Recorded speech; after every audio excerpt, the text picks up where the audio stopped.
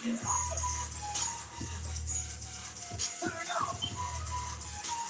morning, everyone.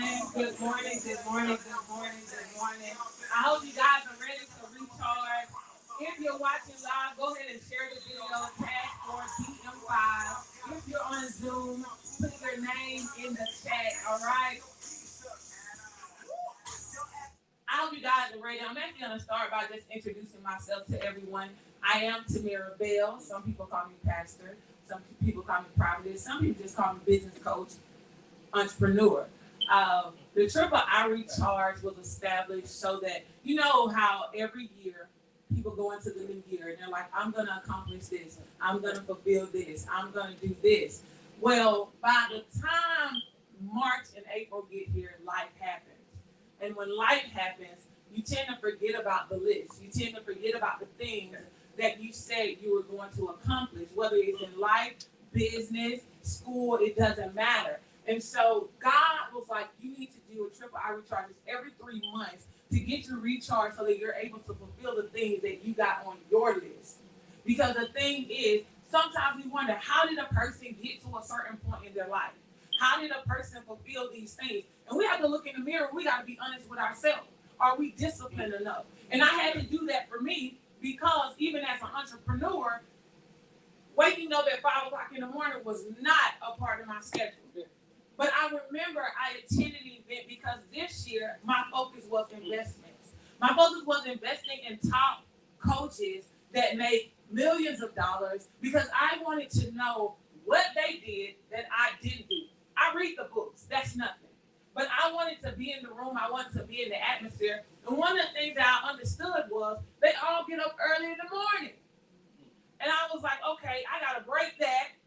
I don't want to, but I got to do something different to get something that I've never had, but I've always seen. And then I got to change my surroundings and change my environment. Because the thing that we don't want to be honest about is life happens fast. We wake up and 5 years later, I mean, I'm going to be real. It was just 2020. And now it's 2022. We were just walking around with a whole bunch of masks on our face, right? And now it's like, okay, what a mask at? And I realized in that moment that I had to focus on me. It's easy to point at people and say what other people are not doing, but it's harder to look in the mirror and say what I'm not doing. And so I made a life decision. And that decision was, okay, I'm going to start going to the gym at 5 a.m. I didn't know what that was going to do for me. I didn't go to lose weight. That is not why I went. I literally went because they all had the same story. And I was like, okay, that's what I'm going to do. Was it a struggle? I'm going to be real. It wasn't, because I made a decision. And one of the things I realized was it wasn't a struggle to get up at 5 a.m. when you know what you're after, when you know why you're doing it. And so I was like, okay, we're going to do Triple I Recharge because one of the things I realized is we have many dreamers that are still asleep. We have many dreamers that refuse to wake up. And dreams are good, but I realized that I needed to become a visionary, one that produces vision in the earth. Because just like any dream, when you're sleeping, when you wake up, either you don't remember it or you do remember it, and it's harder to elaborate it to somebody else and they understand what you dream. And a lot of times as dreamers, we're anxious to tell everybody and their mom about our dream, not realizing that everybody is not on the same level as us. And so the thing about the Triple I Recharge, the focus is, because like I said, this is the first one, we're doing it every 3 months. The focus is not only getting entrepreneurs in the room, but getting juniors and seniors in high school and college individuals in the room. Because if I had the ability to get in certain rooms at 18, 19, 20, and 21, 30 would have never looked the way it did. And we got to understand it changes the game and it changes the results of our 30, our 40, our 50. Because one of the things I realize is everything happens in decades. And you got to understand the season that you're in a particular decade. Some of us are in harvest season. Some of us are in preparation season. And we don't understand. But once you get in the room, you kind of figure out what the missing piece is. And that's why I realize that, especially in our culture, a lot of us don't understand the value of the room. We don't understand the value of the room, and we don't know who's in the room. Rick Ross made a statement. He said every room he goes in, he makes sure he touches every person in the room. He made sure he does not leave that room without touching every person in the room. But Rick Ross also has multiple streams of income, and he's on the verge of the trillions, okay? But he made up in his mind that it don't matter how high he get it, he's going to touch every person in every room that he get in. And we have to make up in our mind that we're going to do that, but we also have to set the tone. We have to set the tone. And so the thing that was given to me, because I'm in business, I'm in entrepreneurship. My husband and I, we own a funeral home, Golden Gates Burial and Cremation Services in Eastman, Georgia. We own a graphic design business and a production company. And the thing is, we understand becoming an entrepreneur. But the thing is, we don't want to just be an entrepreneur. We want to be a successful entrepreneur. And it takes big investments to do those things. It takes sacrifice to do those things. It takes faith to do those things. And guess what else? It also takes struggle to do those things. That's something I always tell my story. Growing up, my dad owned about 7 businesses. My mom worked in retail for 30 years of my adulthood life, and I'm 33. And I tell people all the time, now I saw 2 different sides of the story. I saw my mom who worked for 30 years, and we never went anywhere. We never traveled. We never did any of those things. The only reason I was able to get on the road is because I was the athlete. I was the one that played the sports. I was the one that was in the pageant. Yes, her hard work allowed me to do those things, but I also saw her do nothing but work. Now, one of the things that my mom did was she took me to her place of business where she worked. And during the summertime, I was there. And one of the things that I would do while she worked was I would clean. And her boss would pay me to clean the entire store. But while I was cleaning, I was evaluating and I was looking at stuff. And to be honest, I was realizing this is not what I want to do. This is not it. But then on my dad's side, who owns 7 businesses, I never seen him work a day of my life. I never seen him work. Now, of course, he had to work, right? You got money, you got bills, right? But I never seen him work. I always saw him tell people what to do. I saw him order people around. I saw him tell me what to do, right? And so by the time I was 15, I was doing my dad's payroll because apparently he couldn't trust nobody else. And so I'm doing the payroll for his trucking company and his phone company and the dollar store. And I'm writing out checks for $15,000. I'm writing out checks for $5,000. And then he get ready to pay me, and he paid me $80.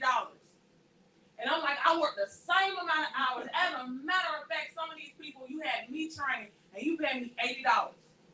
And he would say, I already took your expenses out. Well, my problem with that is I live with my mom. I didn't live with my dad. So I was like, what expenses are you taking out? But what my dad was teaching me is to never want to work for a person a day of my life. I didn't want to do that. Work for a person because I didn't want to work for him. I was like, I'm worth way more than $80. And some of you have jobs, and you're worth way more than your job is paying you. Qualifications, right? Well, for me, I do have my bachelor's and master's, but I did not want to go to school. I hated school. But because I played college basketball, I played basketball, Coach Lonnie Bartley, who's coming today, he saw me at a game. We were getting ready for the championship. And he said, hey, you, let me talk to you. He had no business talking. Because during that time, you could not talk to the players. Who are you playing for next year? Nobody. I'm going somewhere up north, and I'm going to do what I do. And he said, come to my tryout. I was like, no, I ain't playing ball. I don't want to play. I only play because I was tall. And He said, just come. I talked to my mom. My mom said, just go. So I went. And the thing that stood out about him was he gave his stats. And at the time, he had like 25 championship wins. And I was like, you know how to win. I've never been a part of that. I want to be a part of that. So it changed my path. Winning caught my attention. And so I allowed him to recruit me. And when he recruited me, I was like, I never saw myself in college. School ain't never been it for me. Right? But how many of y'all know education never stops? It never stops. But degrees doesn't produce money. It produces knowledge if you let it. But it doesn't produce money. My dad didn't have degrees, but he had 7 businesses. My mom didn't have degrees, but she knew how to be a salesperson. So I got sales in my DNA. Then I got entrepreneurship in my DNA. But I looked at the different lifestyles. My dad had the better lifestyle. I was like, I don't know how you got 7 vehicles in this parking lot. I don't know how you got this big house. I don't know how you got none of that. But my mom worked just as hard, and we don't got that. And me and my dad used to bump heads. Because I used to think you're just supposed to get this thing. I'm the child.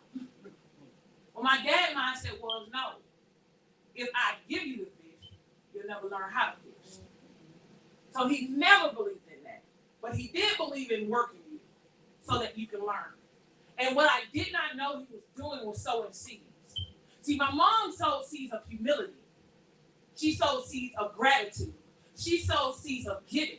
My dad sowed seeds of entrepreneurship. Not settling for less. Not settling for poverty. That's the seeds that he sowed. Speaking those things as though they are. Both of them taught me how to have faith. Go after what you believe. And so that's the journey I went on when I left. I went on the journey of whatever I can see in my mind, I can have it. And as entrepreneurs, that's the journey you're on. Whatever you see, you can have it. But the thing we miss is consistency. And we miss nourishment. Because it's just like when you get that ultrasound. That ultrasound is your vision on paper. Many times you plan, right? So now you have the ultrasound and you finally see what you've been thinking.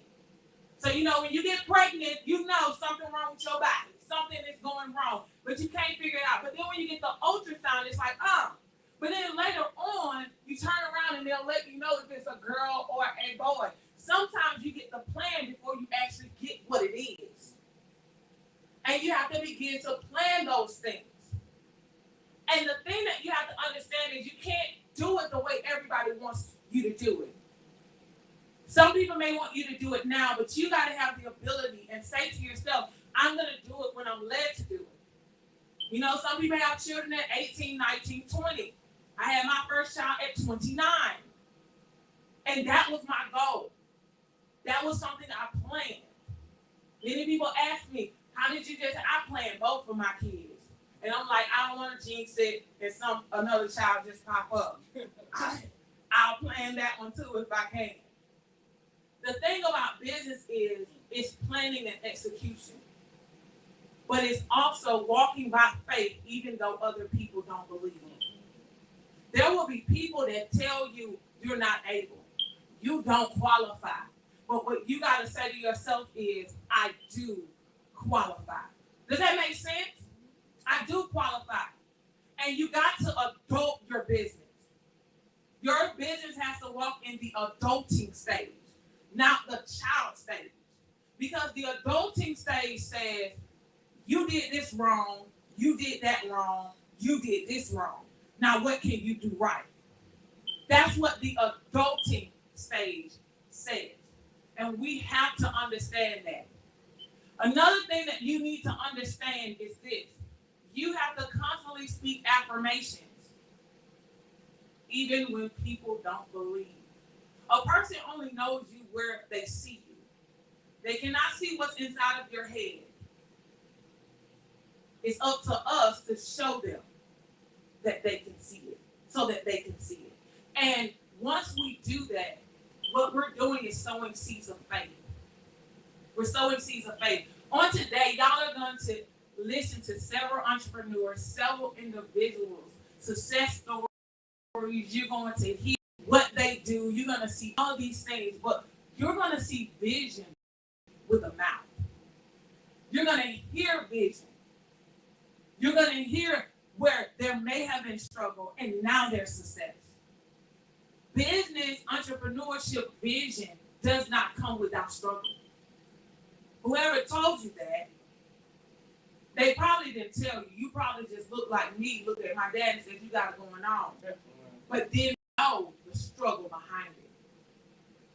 A lot of times parents hide the struggle from their kids. And we come into life thinking that it's going to be smooth. Some of us even got in our mind, if there's a struggle, then there must be something wrong and I should not be doing it. But the great Myron Golden says it's called balance. Before you're promoted, you're going to feel like you're being demoted. And you're going to want to give up and throw in the towel. And it's going to be at the moment that you gave up or the moment that you felt like giving up that something happens. Many people think if I doubt, I'm stopping it from happening. Really and truly, it's the balance of it all that produces the outcome. And so we really need to understand that.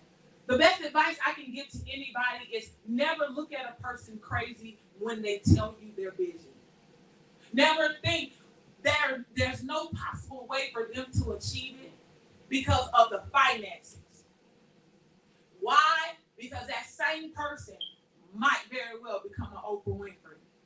That same person may very well become a Les Brown. That same person may even become a Tyler Perry. The beginning stages means absolutely nothing. But yet it means everything for your future. And so you guys, I want you to take notes, pull out your electronic devices. You all that are not tech savvy, pull out some paper and pen. But you want to be able to take notes on today because I believe that everybody that comes is going to drop some nuggets. I believe that. I also believe that you're going to get some life transformational moments that's going to transform your life outside of these doors. If you believe that you're supposed to be a millionaire, billionaire, trillionaire, thousandaire, whatever it may be, you're in a room of people that actually believe.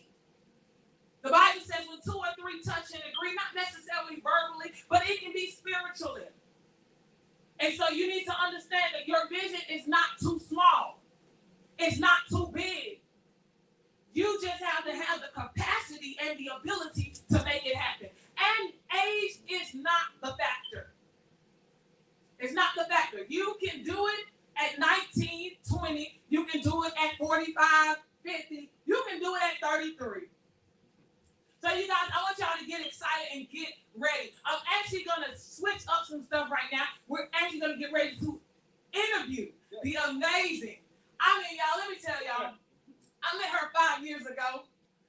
I met her 5 years ago when I was pregnant with my firstborn. All right? Pregnant with my firstborn.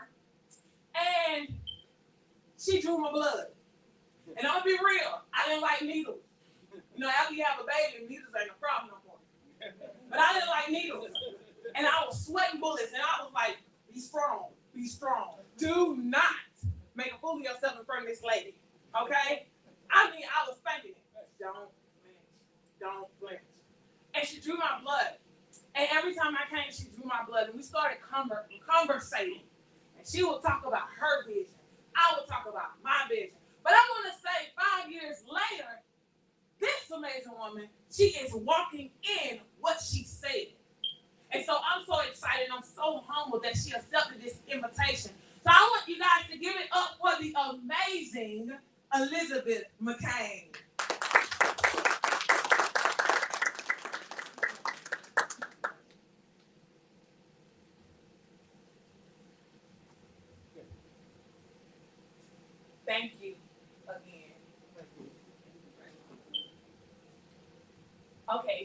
I want you to first just start by telling them a little bit about yourself.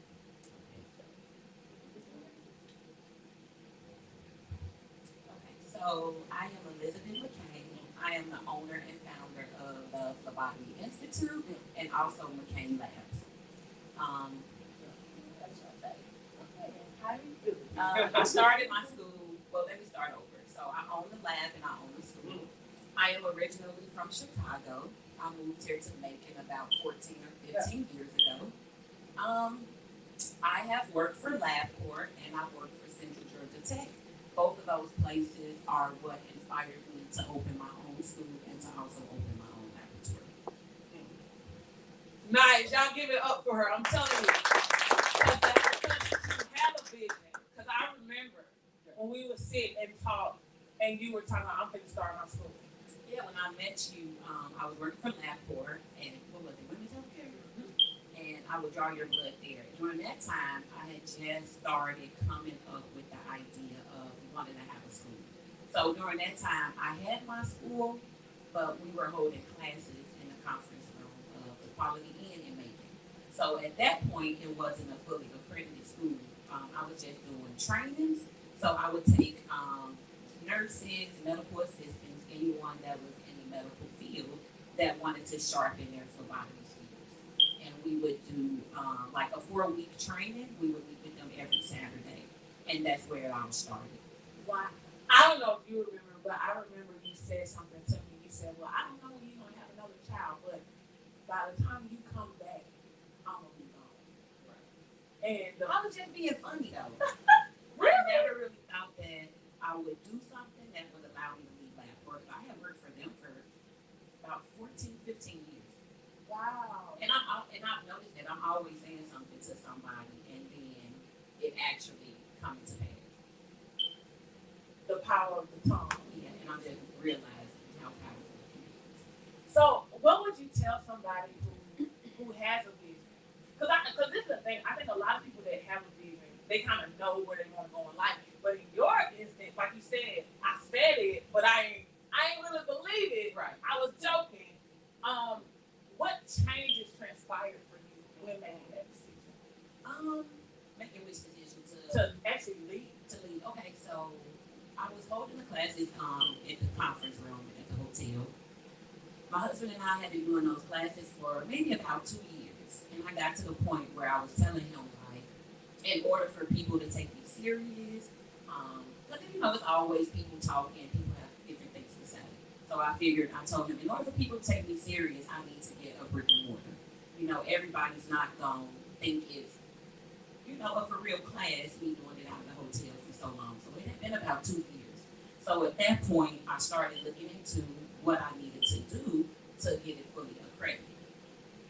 A couple months into the process of trying to find the information, because everything isn't just available on YouTube and the internet if it's not somebody that's done it before you and made that information available. So it took me a little bit of time. During that time, I found out that I was teaching the classes illegally. So during the process, I found out that everything I was doing was illegal. You're not able to teach anybody anything in the state of Georgia and give them a certificate without being an accredited school. So for me, it was kind of eye-opening because I'm like, I ain't doing nothing but doing a refresher training, you know what I'm saying? And then I was thinking too, like, you see these little one-day classes online all the time. So cried. I was disappointed because I still had people scheduled for classes. And I can remember trying to figure out, like, what am I going to tell these folks? What am I going to do? So the state sent me a letter letting me know that if I didn't shut down and stop everything, that I was facing about $20,000 a day fine. So I knew I needed to go ahead and stop, so I shut down my Facebook page. I actually helped the last class that I had scheduled for that upcoming weekend. And after that, we were done for a while. So I got all the information from the state that I needed to turn this program into a fully accredited school. And as I looked at the information, I couldn't comprehend it. I could not understand a lot of the verbiage that was in the application. I didn't understand what they wanted me to do. So I kind of just put it to the side, ignored it. And it was about a year later that I looked back at that application and I guess it was God telling me that it was time because I understood everything. Like I told my husband, I was just like, it took me maybe a couple of months to do everything that they had asked for me to do. So once I did all of that, I'm like, okay, they're gonna come out. We gotta find us a building, get through this site visit. At that time, going through everything, got approved. We had school for about 6 months maybe, and then I started feeling like I need to separate from Central Georgia Tech because I was teaching their phlebotomy program and didn't want it to be, any type of lawsuit or anything that I could face. So I left Central Georgia Tech after teaching their program for 7 years, and then after leaving there, it had been about a year. I told my husband again, like, okay, so we have all these students coming in because it had gotten to a point where we would teach 30 people per class, and I would do about 4 or 5 classes a week. So I started telling my husband, like, I want to be able to send the students for a clinical rotation because that's what we did at Central Georgia Tech. So they finish in class, and I can send them to a lab to get the rest of their hands-on experience. Well, that started being difficult because I had already paired Central Georgia Tech with a lot of the labs and a lot of the doctor's offices. So I really didn't have anybody that would partner with me for my students. So there came the bright idea to open a lab, and me and my husband talked about it, and he agreed it was a good idea, but we were supposed to wait. But me being me, I'm always just jumping up, doing some stuff. So I was like, okay, we need to open the lab now. So we opened it. I was thinking that it would just be a makeshift lab. Like me being from Chicago, knowing how to get things done, I'm like, okay, we ain't gotta have a for real lab. I'm gonna have a lab, but it's gonna be just for my students to come, get what they need. I can put what they need on their resumes to get them these jobs. God had a different plan. We started getting contracts with LabCorp, requests with a lot of different places in Macon. So I'm like, okay, so I guess we are going to end up doing this thing and being a for real lab. So we are seeing patients. I think at that time we made it to maybe making about $4,000 or $5,000 a month at our lab, but the school was already well over 6 figures, like 200 something thousand. So COVID hit. We had to close down my school, because we're doing face to face, and nobody really knew what was happening with COVID in the beginning. So we shut down the school. I'm thinking that because I have a lab, people still need those services. They're gonna come. They didn't come. Everything completely stopped. I started having to contract out with other labs because, I still need to make money and do some things. So contracting with other labs, I got the opportunity. It was a local church in Macon, and they tested all of Middle Georgia for COVID. So for me, I'm thinking like, okay, churches aren't medical, but they always know how to do things, right? So for me, I'm like, how are they getting paid for this? What are they doing, and how are they getting paid? So got connected with the churches, and me and my team were doing COVID testing all over Middle Georgia. We were going everywhere. Fast forward a little, and I figured out how to do it myself and get paid from it. So McCain Labs became the number 1 lab in Middle Georgia that could offer free COVID testing. So we were one of the few labs that did free COVID testing and also would come to you and with it.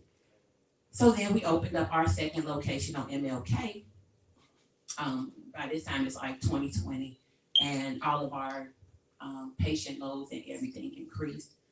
So once COVID hit, that's what catapulted my business, and we started making $1 million a month for 4 consecutive months. Wow, y'all give it up. That's amazing. So let's backtrack a little bit. Now you're saying everything that you're doing, and this is for the entrepreneurs that may be going through, and they know what they're after, but there's struggle there. So were there ever times where it seemed like nothing was going, or things were not going the way you had planned, and it did bring on discouragement? And if so, what are some things that you did to keep going? So the discouraging part, I would say, would be me having my own businesses for having to close and go and work for somebody else. Because when COVID hit, closed my school, we stopped getting patients at my lab.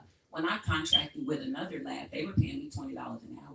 I was making well over that with my own businesses, but I had to eat. I still had bills to pay. I had family to take care of. So I took that $20 an hour and worked for them until I figured out how I can do it myself and get paid for it myself. So it was super, well, it was super discouraging, but for me, I'm the type of person that I love to work. So even while I was building the businesses, even while I was building my school, I worked for LabCorp. I worked for Central Georgia Tech. I did other jobs on the side. Like I tell people all the time, while I built my business, I worked 3 jobs.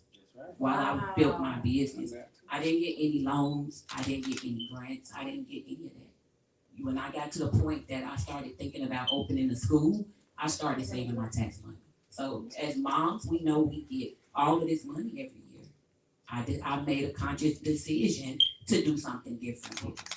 So every year for maybe 3 years, that money went back into me doing something for my business. Wow, that's amazing. Wow, that's amazing. So you didn't know, but you knew. It wasn't even my plan. Like it's crazy for people to hear me when I say I never wanted to be an entrepreneur. Like I never had a dream. I never had a vision. I never thought about owning a business. Nobody in my family made me think it was possible. Nobody in my family that I can recall right now owns a business.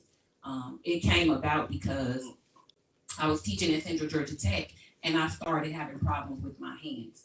And drawing blood is kind of like, I thought I had carpal tunnel. So I was telling my husband, like, okay, I gotta come up with something else. What am I gonna do when my hands get to the point where I can't draw blood anymore?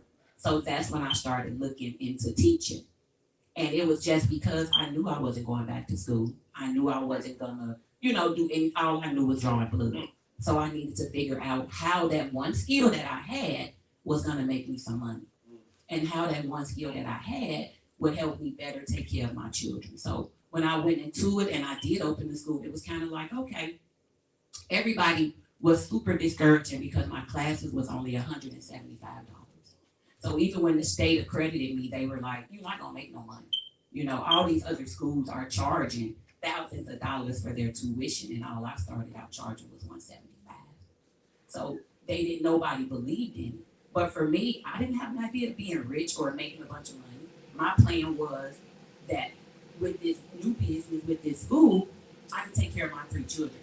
That they wouldn't have to wait for me to get paid this paycheck, my husband to get paid that paycheck. Like we can just get up and go do for them what we wanted to do for them when we wanted to. And when the school started making 6 figures and I could do that, that's all I saw. Like I never saw it being any bigger than that. And honestly, when we made the 6 figures, I didn't even know it until it was time to file taxes. Because I was so stuck with making this money, paying people, living good because I didn't make a whole bunch of money. So now to make 6 figures, like I'm overpaying these people. I'm not really tracking what I'm spending on this. And then by the end of the year, I'm looking at like, I made $200,000. Like, where's it at? Right. So what changes do you feel like you had to make in yourself throughout the process? I don't know if I had to make them or if I felt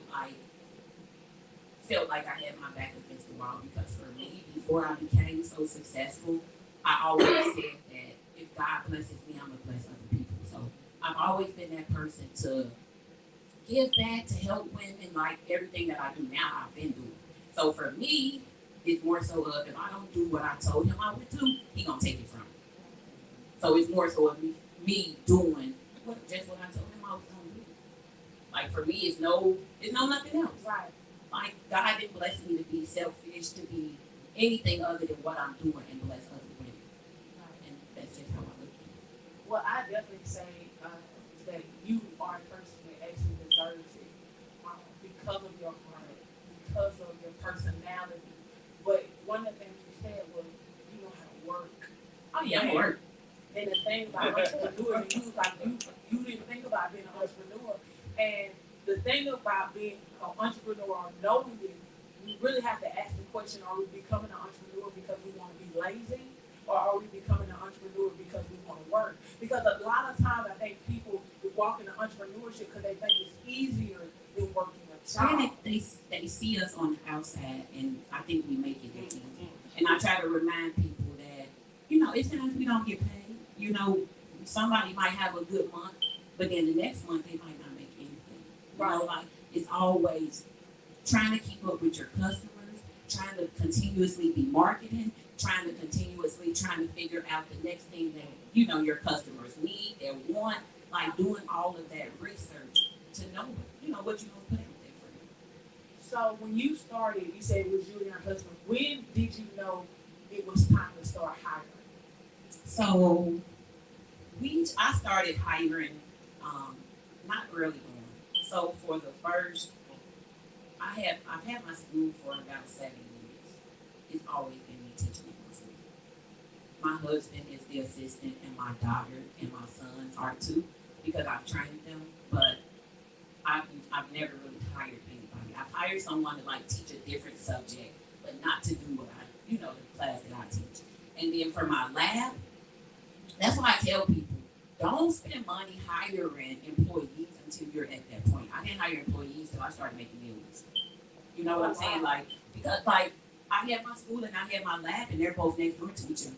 I would have a sign in my window of my school telling people if they needed to register to come next door to the lab.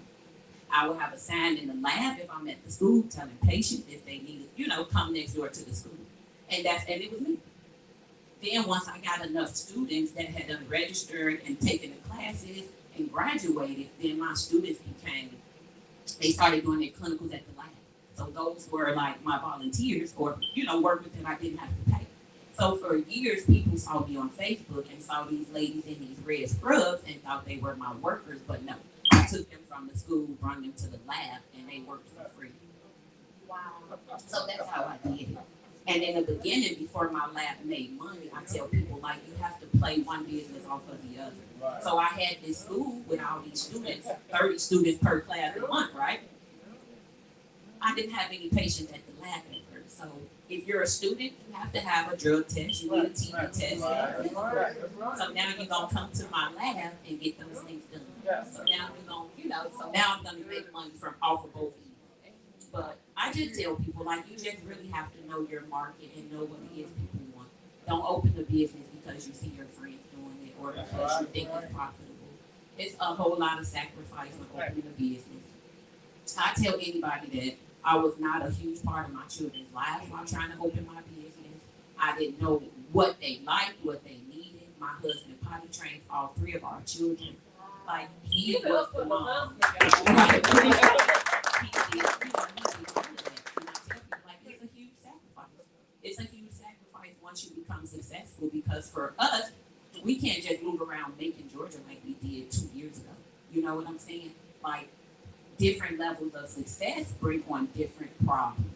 You know what I'm saying? Whether good or bad. Everybody wants to be successful, but it takes a strong person to handle it. Like, I don't talk to my mom. I have siblings I don't talk to. I have various people that don't deal with me because everybody wants money. But this is where we always say we want to be. But until you're in that place and you're in those shoes and somebody can call you a millionaire, you really don't know what that stuff feels like. We be so confused when we see celebrities and be like, why they angry or why he cheating on her? Like, money don't change nothing. I can just pay my bills on time and buy whatever I need. But I still have the same problems as everybody else. My kids are still crazy. I still annoy my husband. I don't cook dinner sometimes, most of the time. Like, I still have a regular life. It's just that, the money. But that's what people see, and that's what people think. It's like, the big thing. Wow. Okay. So, with the type of heart that you have, because you're a good person. And by the way, I got to go back to your skills. You are skilled at drawing blood because you're like the only person that can get me one time, okay? Everybody else is like, come on now. So you that's a skill, girl. But what do you feel like for you to have a good heart and to know that people that you probably saw yourself still hanging with, still like expressing love, they expressing love back to you, but then it flipped. Like, how did you overcome that moment? Because when you're a good person, I know that has to happen. It's no really overcoming it. So for me, like, all that stuff still hurts. Like I'm just now getting to a point where I don't take personal what I see other women put on Facebook about me. Like I'm just now starting to learn not to take all of that personal. You know, because most of them are young, and when I was their age, I was doing the same thing. It might not have been Facebook me tearing somebody down, but I was on the phone call, you know, doing some of that same behavior. So I try not to allow myself to go there because technically you don't know me. Right. So I try not to entertain any of it.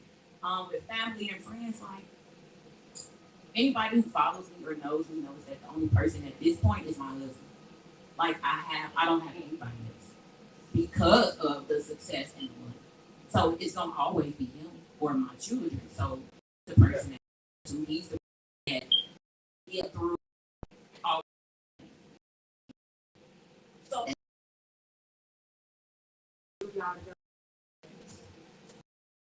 because during the building art, we spent a lot. Like I said, I worked 3 jobs while I was doing all of that. So it wants to be for building people get taken more, you know. So one we're the one opening up, doing this, and now he's assisting me, but for Central Georgia take it away. You know, so he still had his own that he had to try to keep up with while also trying to, you know, build my dreams and do all of this. But I definitely feel like it brought us closer together. What, maybe like the first 12 years of our marriage, you know, we working. So now we have that opportunity to slow down and enjoy each other and enjoy our children. That's amazing. That's amazing. So what would you tell an entrepreneur who they ready to throw in the towel because they're not seeing the results? What is some advice or some encouragement that you give?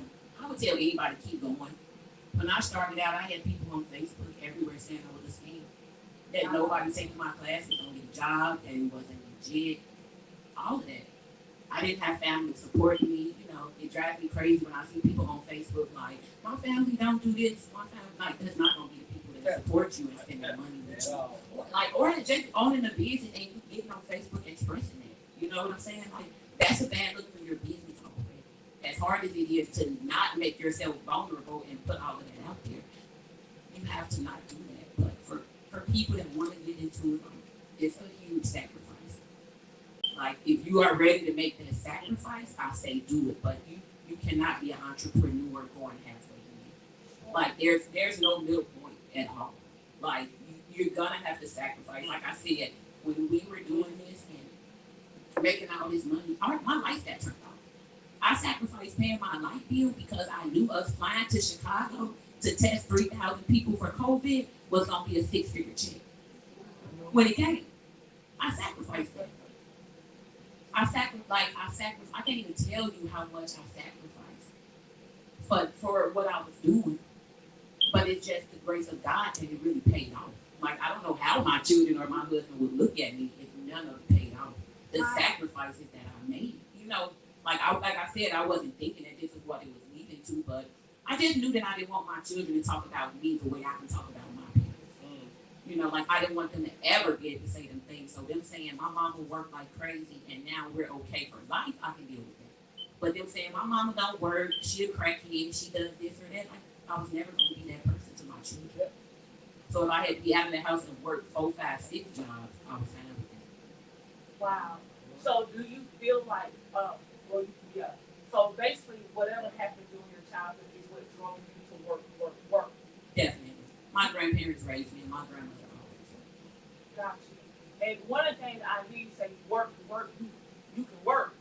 That has a lot to do with faith. Your faith is up there because of your working capabilities.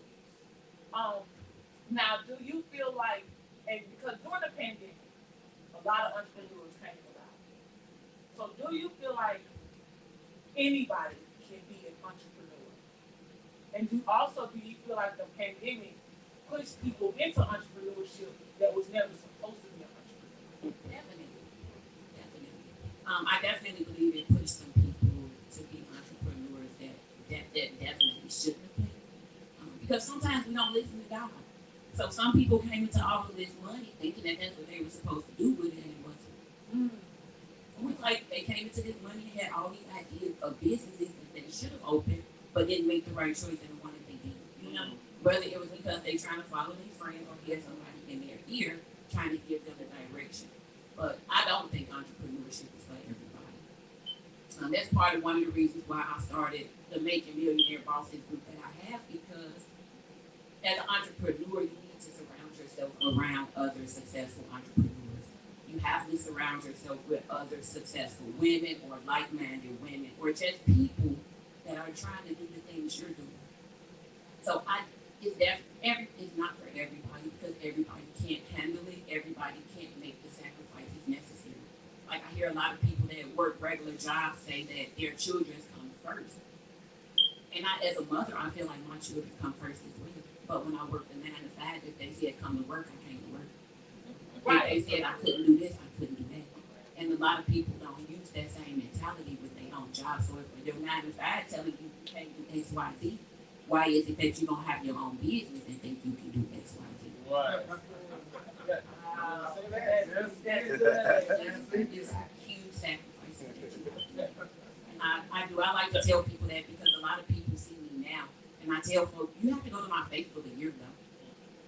Like, I'm the same Liz that I've been. You know, like, we all know money changes some things, but it didn't change me. It changed what I look like on the outside. You know, I can get a better wig. I can wear some real jewelry. It's nice shoes. It's gonna hurt my feet. You know, but I'm still the same Liz. I'm still gonna talk to everybody. I'm still gonna try to encourage people. Like, for me, I talk to people the same way I talked to them 5, 6, 17 years ago. So for now, for it to be inspiring and encouraging, I'm still trying to wrap my mind around it. Awesome. So the last question I have for you is let the audience know what you got going on, how to reach you, what you have going on. Also, what is some things that you're looking forward to being ready to do? So I have a lot that I'm trying to do. Like I said, I have this group called Making Millionaire Bosses, and it's just me trying to help other women reach their full potential. You know, for me, I feel like when I was on this journey of entrepreneurship, or just in my life period, I never met anybody that looked like me that was successful. I never met anybody that looked like me that was a multimillionaire. I had never had the opportunity to be around anybody personally that looked like me that was super successful. So my plan was, if it's a lot of us out here that are already successful and we hadn't had the chance to share the same space with a millionaire or do some of these things, and we're manifesting all of this, I feel like, what could it hurt? Right. How much more can I help other people just by getting them in the room with me and sharing the information? So I've been helping other women open their schools. I've been helping other women start their own medical laboratories, and just trying to bridge that gap. You know, me being from Chicago, I hear a lot of people say it's not a lot of support in Macon amongst women and different things like that. So I'm just trying to change the narrative and do something positive, not bring together a group of women where it has to be mess and competition. Like, for real has to be collaboration, and us for real trying to help each other elevate and grow. So that's all. Nothing major. Awesome, you guys. I want you to give it up for this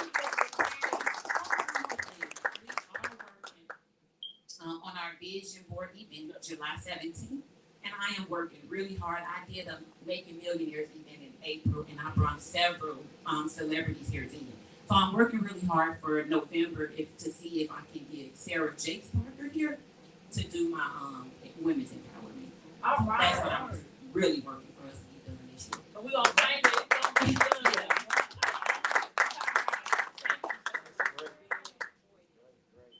All right, you guys, give it up for Elizabeth McCain. So I hope y'all got some nuggets from her, some information from her. At this time, you guys, our next speaker is Miss Rhonda Pearson. Hello. One thing about me is that I love engagement. I love feedback. That's what I feed off of, okay? So if y'all want some good stuff, y'all gonna have to do that, okay? All right. So a little bit about me. My name is Rhonda Tandy Pearson. I am the owner of Bella May Designs, which is a custom apparel t-shirt business that specializes specializes in rhinestones and bulk ordering. We also help new and existing business owners get out of their own way and level up in their business. My business is only roughly 5 years old, and my journey has not been easy. It's not been easy. In April, it was last year? Yeah, April 11th last year, I was able to walk away from my job. I worked at Geico for 6 years as an auditor. Now, walking away from my job wasn't easy because I tried to take a safe way out. And truth be told, at the time I was dealing with a lot of things that I had suppressed. I was dealing with the death of a bonus son. He got killed in prison. I was dealing with the fact that they told me that I possibly could have had cancer. And while dealing with all that, COVID was going on. COVID was so, like everybody walking around with masks and everything, I'm going to the hospital to get MRIs.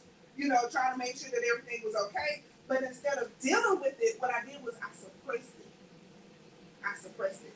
Like, I was the go-to person for everybody, running everything okay, everything's fine. You know, I didn't deal with my own emotions with that.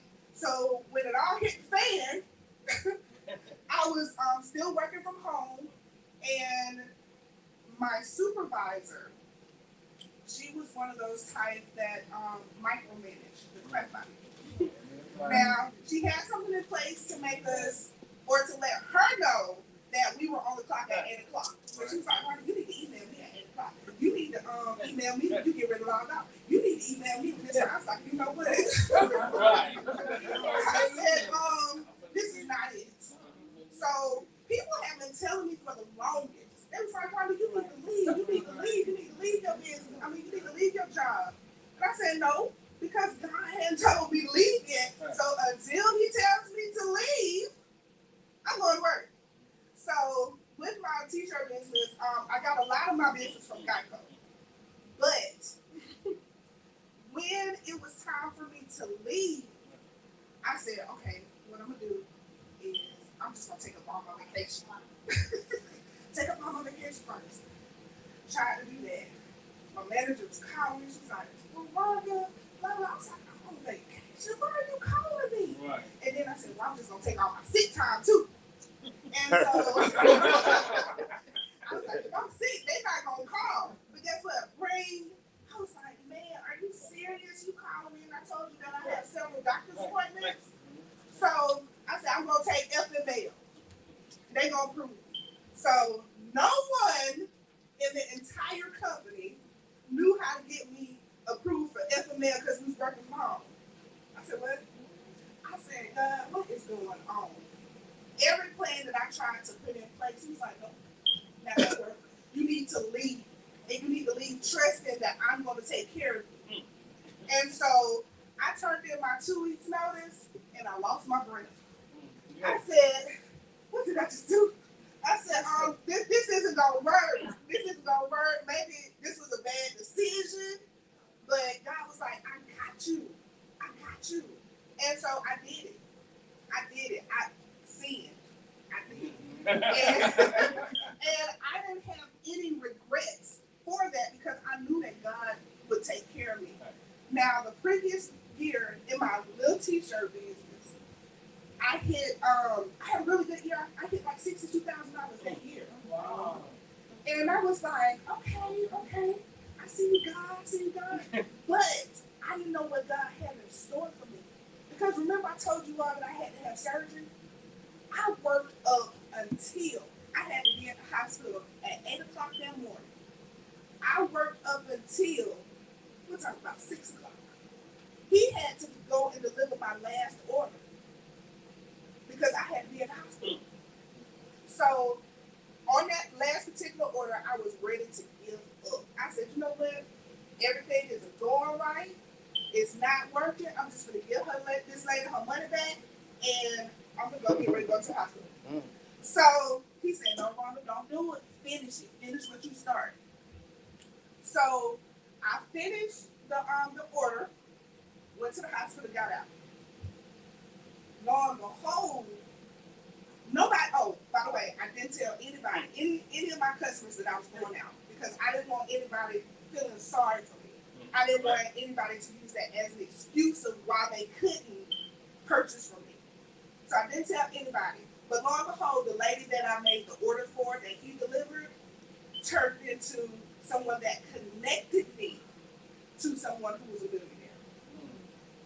Who was a millionaire. Keep that in mind now. So I'm done with recovery, whatever. No cancer or anything like that. So thank you. There was no cancer. But that November, it was like, hey, we got an order for you. We have this convention that we do. I was like, okay, cool. I'm thinking this is gonna be a couple of, shirts or whatever. It was about 100 this time.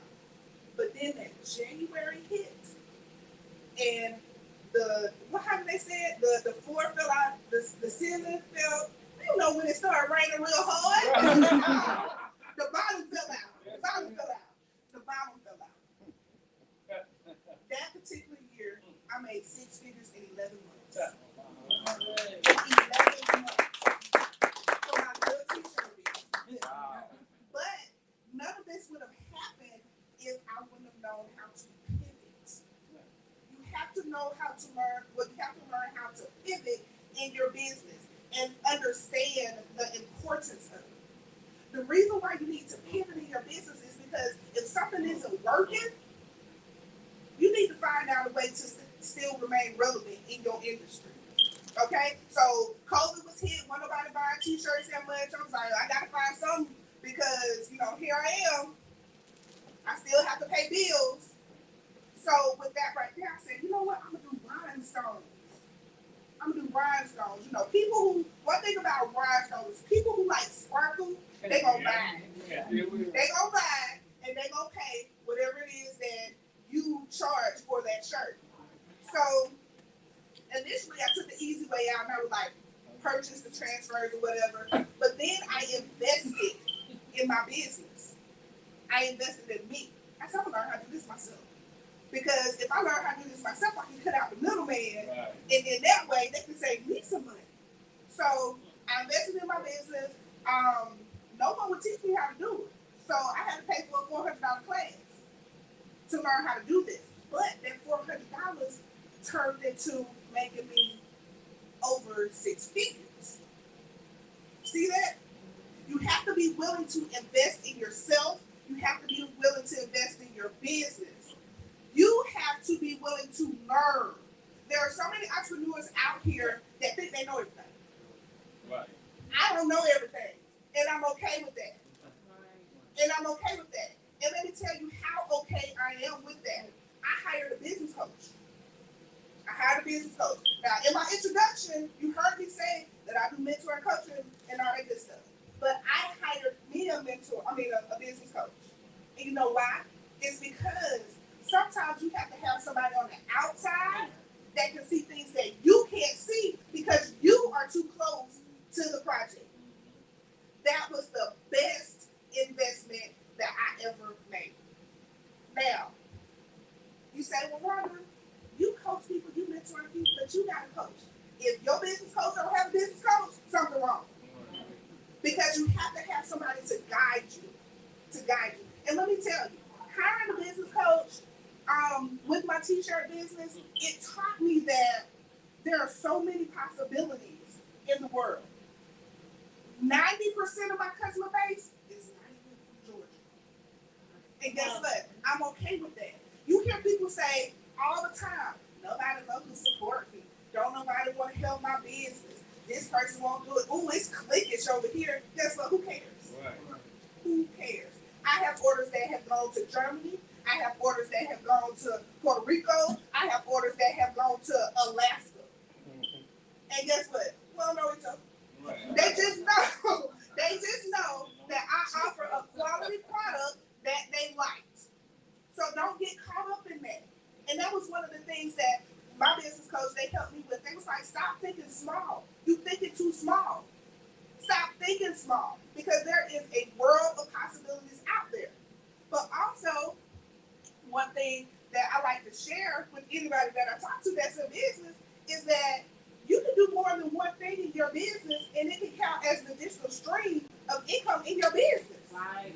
You do not have to have 7 businesses to have 7 streams of income. Because you want to know what I do? Okay. I make t-shirts. I make regular t-shirts. I do rhinestone t-shirts. I teach classes. I mentor. I coach. I'm getting ready to do government contracts. I teach business credit. All that stuff. That counts. And guess what? It's on multiple platforms. I have my website. I have Etsy. I sell on Instagram. I sell on Facebook. I mean, you can't stay in one lane. Right. You can't stay in one lane. When you box yourself into a certain situation, guess what? You're going to stay there. You're going to stay there. And really, to be honest with you, you're limiting yourself.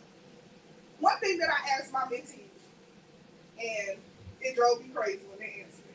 I said, what's your goal? How much money you want to make? My girl said $250. I said, what, a day? She's like, no, for the month. I said, okay, we're going to work on it. I said, we're going to work on it. Now, mind you, she still has a job. But this is how people think. This is how people think. If you ask me how much I want to make $10,000 a month. It was like $10,000 a month. Yeah, because you know what? I made $10,000 in a day one time. Right. So when you start thinking and looking at things differently, you can change your life. You can honestly change your life. It's up to you. It's the mentality that you have. When you think small, you get small results. I tell anybody, my goal is to scare the crap out of me. And the funny thing about it is that big numbers intimidate me a little bit.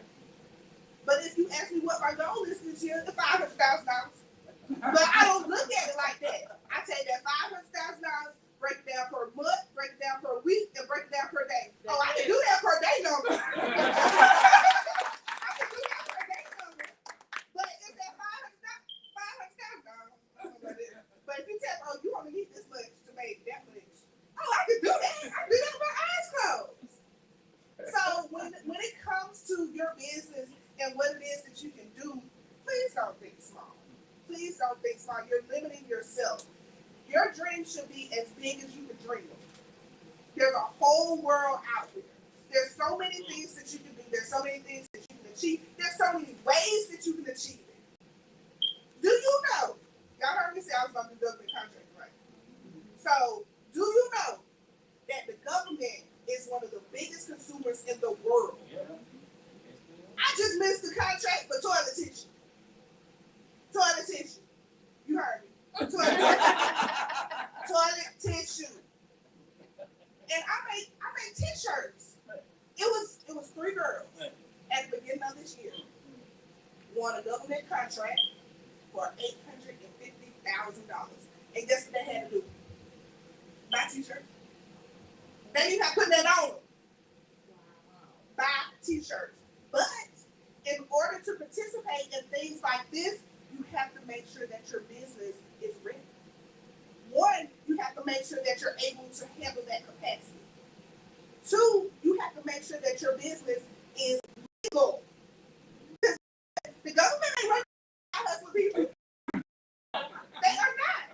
You know, it's talking to you because this is what we do. You know, they're not working with somebody, oh, I just do this on the side. You don't have no tax ID number, your business ain't registered, you ain't trying to register in Sam's or nothing. You think the government don't trust you with $100,000 and you ain't got no business bank account? They got to track all this stuff. So that's one of the things that I'm venturing into right now, because when I tell you the government, they buy anything from toilet tissue to wigs to makeup to gift cards. Gift cards. I missed the contract. CVS gift cards. $51,000. CVS gift cards. The only thing you had to do was source it, and somebody from California got that contract. That's easy money. Easy money. But see, when I first started my business, I didn't think that I could get in a government contract. I didn't think that I could make 6 figures in my business. But guess what? God showed up and showed out. He pushed me out that job that I didn't want to be at anyway. They pushed me out that job, and he said, "Trust me, and I'll show you what I can do." That's what he said. But you know, I'm telling you, all of these great things about business, all of the glitter and butterflies. But on the flip side, there is a struggle behind it. Like this year is my first full year of entrepreneurship. I ain't know January was slow like that. I was like, Daddy, I'm talking about that. Daddy, ain't nobody bought no shirts this month. I was like, what's going on? He was like, baby, because I'm the baby. He was like, baby, you know, people just come out Christmas, they ain't got no money. I was like, ooh. I didn't think about that. And it was just, I said, ooh, I didn't even think about that. So guess what's going to happen next year, January? I'm going to have a plan in place. That's it. You go through these struggles and these cycles so that you will know what to do when it happens again. You'll know how to prepare for when it happens again. And that goes into planning. If you're not planning in your business, something is wrong. Guess what? It's July. If you go to Hobby Lobby, you don't know what Hobby Lobby is? If you go to, I don't know about Walmart, but Hobby Lobby, I already got Christmas stuff. And guess why? Because they plan. They 4th of July stuff is on sale. They pushing that out. You can get that for 50, 60% off right now. But their Christmas stuff is out. And you know what's going to happen when we start getting close to Christmas? Valentine's Day stuff going to come out. Happy New Year stuff going to come out. Because guess what? They plan ahead. We have to have a solid plan in place so that it can guide us and take us in the direction that we're wanting to do or wanting to achieve. Like with me, July's my stock-up month. Baby, I'm ordering from China left and right. Come on. Because the difference is when you plan, one, it helps on your expenses because you don't have to pay as much as shipping. Two, it lets you go ahead and map out the rest of the year. Okay, I'm offering this for Black Friday. You know, this right here, this is my week-long sale for this right here. And boom, I'm done. It's on autopilot. I did it last year where I bought these Santa cookie plates. And I bought a whole bunch of them. They wasn't moving. They were not moving. I said, Curtis, what I'm doing all these cookie plates? He's like, I was like, something has to happen with these cookies. So I said, let me put them on all platforms. Put them on website, put them on Etsy. Went to sleep one night, woke up and all of a sudden. Just like that. Just like that. But guess what? If I wouldn't have planned, then I wouldn't have had anything to sell, and then I wouldn't have been able to make any money. You see how that works? You put a plan in place so that it can benefit you and so that you can have things for people to buy. Because a lot of people like to say, "Oh, I wish you sold out. I wish you don't wish sold out on me. Don't wish sold out on me." And the reason why I say that, because Super said it best: when you sold out, you can't make no money. That's good. You can't make any money. So don't put no sold out on me. Right? I hope you sell out. No, you don't. No, you don't. Don't put that on me. So it's a lot. The main things that I guess I'm gonna leave you with is that don't limit yourself to just your local area because there's a world of people out here that buy it. There's a world of people out here that will refer you as, you know, marketing wise, the best thing is word of mouth because people have tried your product. So it's important that you deliver a quality product or service. Oh, let me speak about this. If you have a service that you offer, you need a product. And the reason why you need that is because you know how everybody out here like, oh, we got grants, we got this, we got that. You know, with these grants, guess what? 9 times out of 10, if you have a service, you won't get it. You know why? Because with the service, it's 100% profit. You can go bring somebody here. What did you invest in? You put somebody's makeup on. You invested in some makeup, but guess what? That makeup served about 20, 30, 40, 50 people. So the majority of it is profit. So if you have a service, you need a product. Yeah. If you are a stylist, you need to come up with comb, shampoo. If you got makeup, you need some lip gloss, some eyelashes, something so that you can have tangible, so that if you do go out and try to get these grants, guess what? You say, okay, I have this lip gloss, and it's gonna make everybody's lips glitter and sparkle, and this is what I need this money for. This is what I need this money for. And another tidbit: whenever you are applying for grants, they have well, I need $10,000. Okay, that's cool. But what you bringing to the table? What are you bringing to the table? What are you investing in whatever it is that you're doing to say that you're serious about us giving you this money? What are you doing? Like, okay, I had this idea. I want this t-shirt and it hang off the shoulder right here. I already got $10,000 invested. I just need 15 more thousand to find a manufacturer who will sew it like I want it. When you say you got this money invested in it, guess what? They take you a little bit more serious. If you go to somebody and say, I need $10,000 to start a business, unless it's something like seed funding or something like that,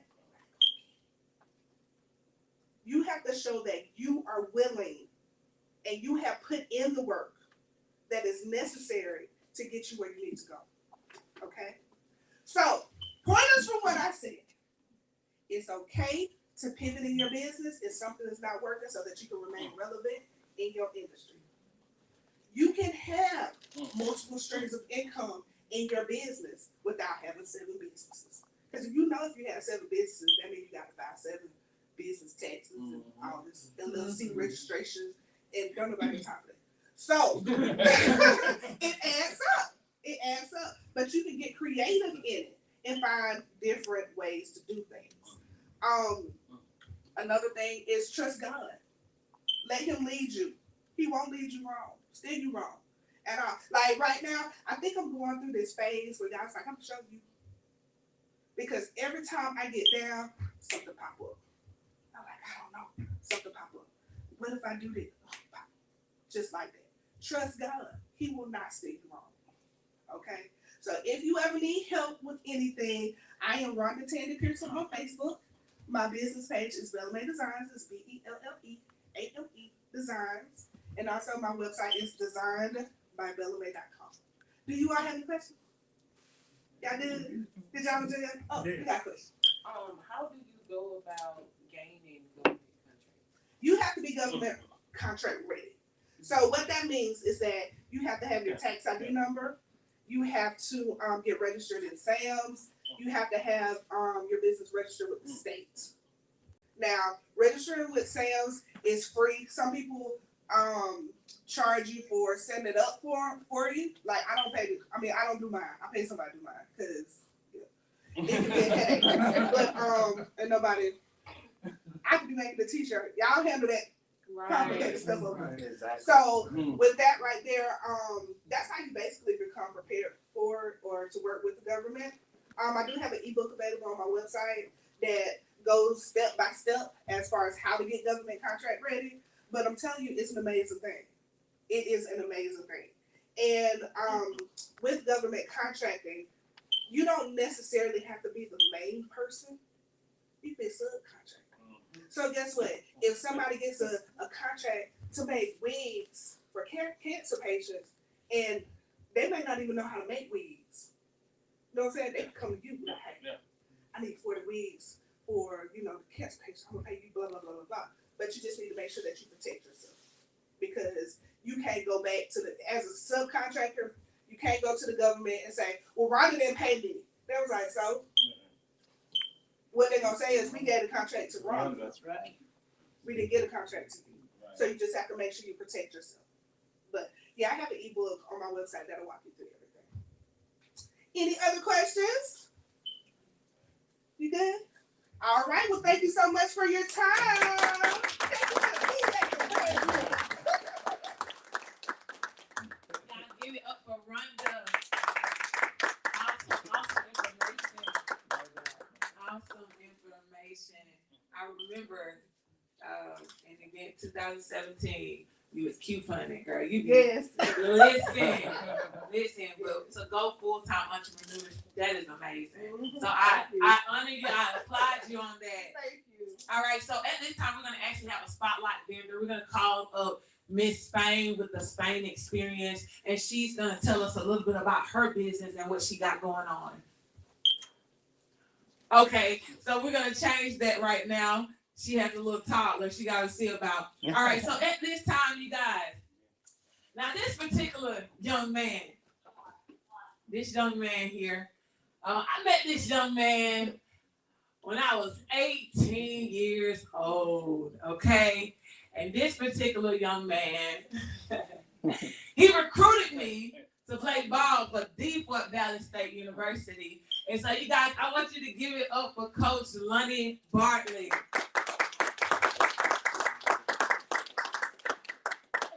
He like, y'all, Still looking for that young lady. Appreciate it.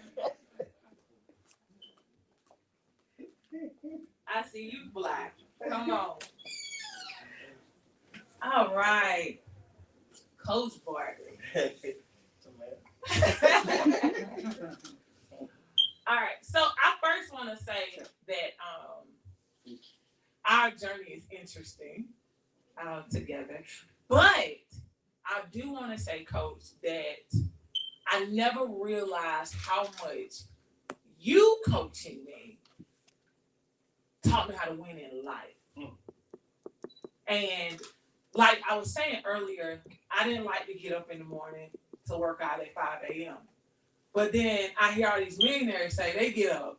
And all I thought was, man, when I played for Coach Bartley, we had to be in the gym at 5 o'clock in the morning to run, not realizing that some of those tactics that you taught us was for life. And so, like I said, our journey is interesting. But I want you to start by telling them a little bit about yourself first. Okay.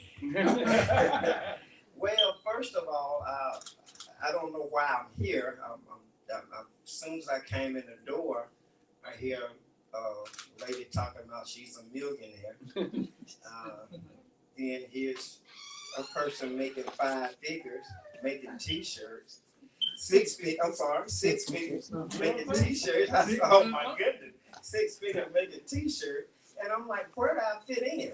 But then I realized that at the end of this month, on the 30th of June, I just needed one more check and I'll be a millionaire. All right. Like, come on, do it, man, you know. But I enjoy life, and I do want to tell you that I have a book coming out. My people think that my major was health and physical education and stuff like that, to know how to coach or whatever. My major was actually business management, and you need to know management to be able to handle and deal with people, especially young ladies. And I also have an invention that I'm waiting on a patent, and I should be a millionaire.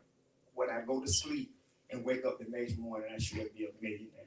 It's real simple, but nobody's thought about it. So I am out there still as a retired coach. I am out there still working on my dream. I've told people, I don't know why I said this in high school. I said, I'm going to college. I say, and at age 55, I am going to retire and have my own business. And I stayed. I don't know why I just picked 55, but I retired at 55 and had 2 businesses when I retired. Oh, wow. So whatever you do, you can do it, but you just have to stay with it. It's gonna be obstacles. I'm not surprised at Tamara here, because I know she had it in her all the time. And I'm so happy that she mentioned the word life in our relationship, because I did, when I taught them basketball, I taught them life. I remember one night in the locker room, I remember saying that I also have a bunch of cars, and one of my businesses, I work in car collision. I fix up your car when you tear it up. I love to buy old cars that I saw when I was a kid. I have a bunch of them now. And I remember telling Brandy, I say, Brandy, let's say I was taking you home to Dublin. And I say, you was on your phone or something, not paying attention. All of a sudden, I just slammed on brakes. And you looked up and looked out, and I saw an old car sitting there with a for sale sign. I say, you're gonna say Coach Bartley is crazy because all you see is a bunch of metal. I see a project, and that's the same thing I see in y'all. When I see y'all are nowhere near what I want you to be or what I think you can be. You are a project, but together we're gonna get you to a sales car. We're gonna get you $1 million. And so that's the way I played. That's the way I coach. A lot of people, and I think about it now that I retired. A lot of people thought I was too tough on y'all. I'm not gonna say too tough, but I was tough. I was tough. Oh, you can't talk to them like that. They're ladies. I'm gonna leave you with this.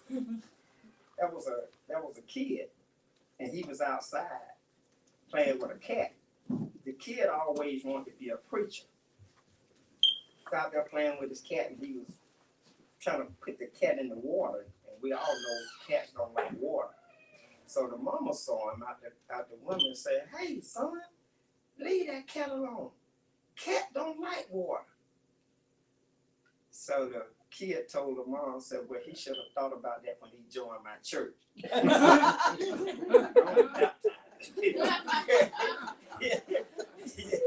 So if they didn't know I was a man and a tough coach, they shouldn't have came to me.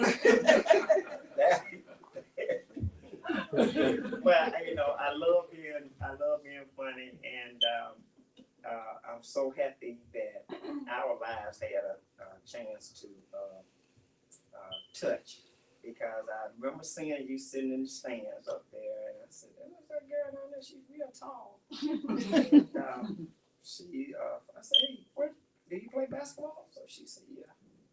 She said, "Where you from?" I said, "Fort Valley State." She said, "Ooh, I wrote that school. I ain't heard nothing from y'all." I said, "Well, you'll get a letter from us next week." You'll get a letter from us next week. I went to the recruitment office. There's a young lady down in Albany that said she ain't heard from y'all. So they say, "Okay, give us a name." So, and then the rest of that is, pretty much, I guess, history. She's here and doing a heck of a job. Oh my goodness. And like I said, I always saw that in her. Okay, so, several things. Tough coach. I remember my mom used to, when my mom saw one of our first games, "What is wrong with that man?" I think she came to the game just to see you perform, okay? I think a lot of people did. But I remember that it was tough. I don't even think you knew it, but there were so many times I cried. Because I was like, this is so hard. This is so hard. But you taught me how to accept no. Like right now, people know I talk to anybody. Yeah. I go into a random store. "Hey, that's how I met Lexi back there. Hey, how you doing? Like, what you do?" I talk to anybody. No wasn't a factor at all. And I actually learned that from you. Because during my process, I probably said no a lot. Like, I can't do that. I can't do that either. I can't do that. And I remember one time you told me, are you in the back because you a center? You just because you play center, you can still run with the guards. And I remember you introduced us to Crystal and for footwork. And I was like, okay, we already working out like 4 times a day, And I was like, but I'm gonna take that. And that actually showed me possibility, because I remember that taking on that on top of what you were doing, took me from the back to the front. Something that I didn't even think was possible. And from you coaching me, I saw possibilities, but I also saw what it takes to win and forget how to lose. I want to say this. I don't. When I go to do something, I don't expect no. I don't expect anybody to tell me no. When I recruit my, what I want to say, my fellow coaches, they say they hate recruiting because they know that when they get there, the kids, the girls probably not gonna want to come to their school. And I said, well, I don't ever expect them to say no. I said, when I get to their house, I say, because I love recruiting. I said, when I get to their house and sit down and talk to their parents, I tell them what I have to offer. And we're going to win a few championships, probably. But what I'm going to offer is, ladies and gentlemen that can hear my voice, 99.9% of the players I've coached in my life have graduated and are now working. 99.99%. I had one not to graduate and she died. But before she died, she said, she came to a banquet and she said, I'm the one person that hasn't graduated, but I'm going to graduate and he's going to be 100%, but she had a heart attack. So I never expected no. And when people say that I've been a good coach or whatever, I think maybe I have, but there's one thing that I can do better than coach. I can get ordinary people to do extraordinary things. All right. I got to be what I got. I can get ordinary people to do extraordinary things. And that's why I think I have been as successful as I have. So before I continue with the question, let them know how many wins, championships you've had, and how many wins. Okay, I coached 29 years. I had 21 regular season championships. I had 13 tournament championships. 2 championships in women's volleyball, because I also coached that. And if I don't make a mistake, I'm at 674 wins.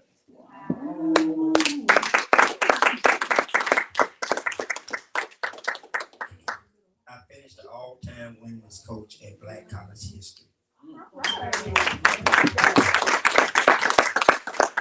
What in you made you, or when did you make the decision that you wanted to win? Okay, I came to Fort Valley to play basketball, and we wasn't winning. So I don't like to say this, but this is me. You got some people who say, I ain't never quitting that. You quit, you ain't gonna never win. I quit. I quit. I know when to throw in the towel. I'm not gonna tell anybody in here to throw in the towel because this is a true story. They say that the biggest amount of gold ever found at one time in history was found 2 inches, and that's about 2 inches from where the last man stopped digging, gave up and stopped digging. But I'm telling you, if I ain't winning, I ain't happy, and I'm probably out of the door. I'm probably out of the door because basketball is a team sport. I go and do something on my own. I go do something on my own where I don't gotta blame nobody. So, but when he asked me why I coached the way I did, I coached the way I played. I was hard on myself.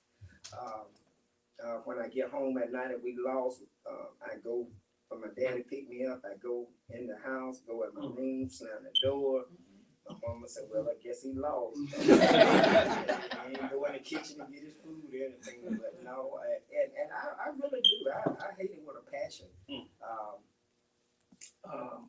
know how I cut up. I don't know whether to say this or not, but she asked me one night, she said, Coach, why are you so tough on us? Yeah. And before I could say anything, she told me, she said, Coach, one time I had almost stopped believing in God. When she said that, I said, everybody, let's get on the floor. Let's get on our knees and let's pray right now. Because if Tamara ain't nothing left for me. Because I know, I called it, I went in the locker room one time and we always knock. I got two male coaches, we always knock because we don't want them to be dressing or undressing or whatever. So I knocked on it. I didn't knock because when I was cleaning up, I didn't see anybody come up. So I just pushed the door. And when I pushed the door, Tamara was sitting in her locker reading the Bible. I said, Tamara, where did you go? I said, how did you get in here? She said, I just came in. I said, oh, okay. So if I made you almost forget about God, let us pray. Man, let me tell you, I remember the first college game I played. We played in Alaska. And the thing about God, y'all gotta understand, you gotta speak things into the atmosphere you don't know. So I had never been on a plane, but I had always made in my mind, I'm a love flying. And he said, the first game y'all play gonna be in Alaska. Whoa, okay.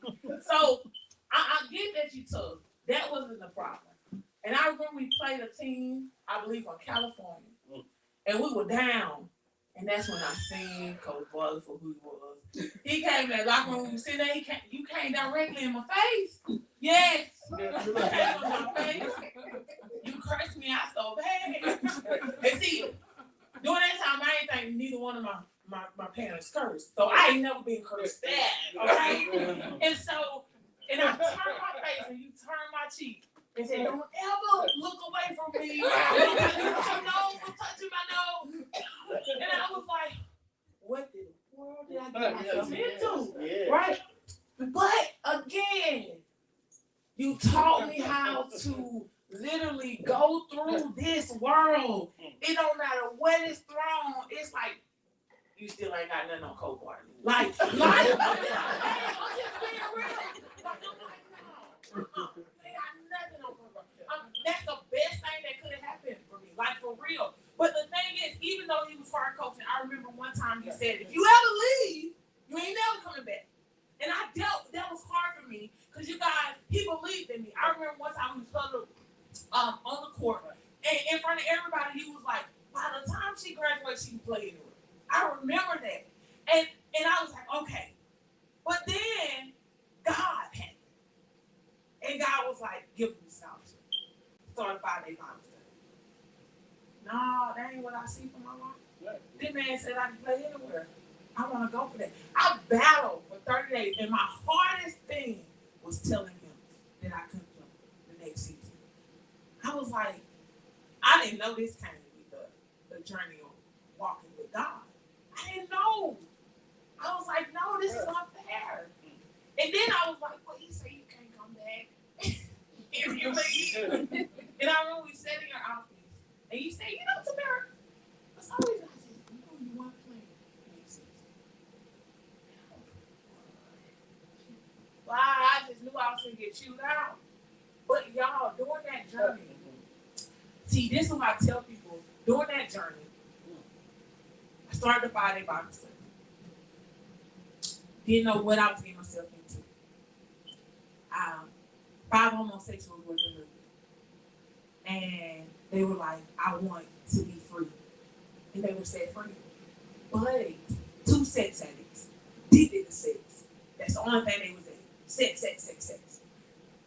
And they were like, I want to get it up. This is only from her. But then I had an atheist, didn't believe in God, came to the study. I was like, you talking about Egyptian stuff. Don't know nothing about that. I didn't know who God is.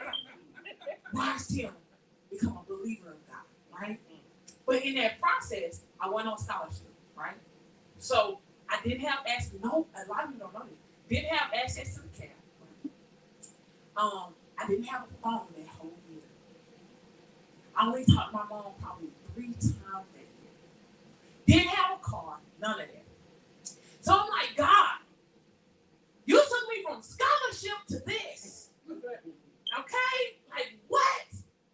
And I saw the transformation. I saw those things.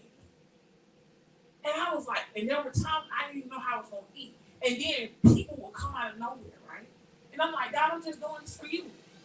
But it was like, I could do it. So, you know, I had to get up at 5 in the morning. I had to do this. I had to do stuff I didn't want to do. And I remember when God was like, I want you to go back. I ran into you at the old student center, bumped into you, and you were like, Tamira, I need you to come back. Now, during that time, I had moved off campus, like 30 minutes away, and I think my car broke down or something. Y'all gotta realize I left. And he gave me his car and was like, you're gonna come back and forth. Now, we working out at 5 o'clock in the morning. I'm standing in Kathleen 30 minutes away, and I'm like, okay, I gotta get up. Boom, boom, boom. And when I moved in my apartment, he was actually one of the first person that I brought, because that journey, I had never in my life, my dad is my dad, but during that journey, I was like, God, you brought me a dad. You know, y'all talk about spiritual parents and all of that. I was like, you brought me a dad in my life that taught me how to be tough. Because I ain't from the streets, so you know, I ain't never had to be tough, but he taught me how to be tough. And in life, as entrepreneurs, it's hard. People are cruel. People are mean.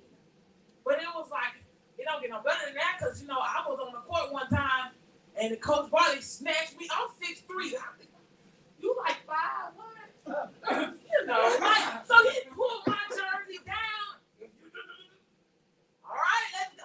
So it was like, I didn't see it, and you probably didn't even think about it. You just doing you. But that teaching of how to win, see, we talk about it, about to the flesh. When you play for Coach Barley, you got to go to the flesh. No, girl, because I know it was.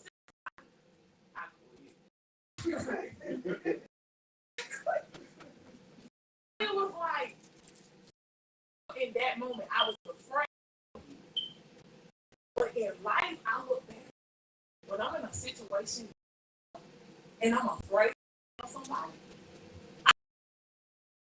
that moment, I already knew. When God tells you to do something as an entrepreneur or anything, sometimes we get afraid of the results, not realizing that God has already handled everything else. And I always go back to that. There's so much that I go back to. And yeah, you're a performer, like, by nature, right? Like, you don't like to lose. Not a day, by anything. We down a couple points, it's over. But the thing it taught me, if I don't get the results, I'm not punish myself, but discipline myself. Because we lose, and no matter what time it is, we get back to the gym, even though we just played, and we finna go run. Better yet, let's talk team. Teammates want us to skip curfew. Telephone ring. Get in the gym now. I'm in the bed. We gotta run. Somebody else did. Not thinking about none of that. But in order to produce results with team, which is in alignment with entrepreneurship, because you gotta have a team. In order to get those results to win, you gotta do those things. Now, some people say you too hard, because I did. You just too hard. And then a lot of stuff I didn't understand. Why are we running the football field? Why are we running the stadium? Why are we even lifting these weights? Why are we running the hill? Why are we running around Fort Valley State University? Until the game started. and we the fastest on the floor. Nobody can stop us. There is so much entrepreneurship in that. Like, it's crazy. Yeah. And it took me becoming and going into entrepreneurship and seeing. I promise you, I tell people any day, the best coach I ever had is Ronnie Bartley. A business coach can't touch him. The reason I say that is because I see business in everything he taught us. Everything. Because the only reason you're in business is to win. That's it. And your competition is real. We play in the same game. But at the end of the day, you used to always say, the person that's gonna win the championship is the one that's outdoing the one when nobody's looking. I ask kids all the time, I say, give me the definition of self-discipline. They can't do it. They think about it. What you doing? That's good. Okay. That's good.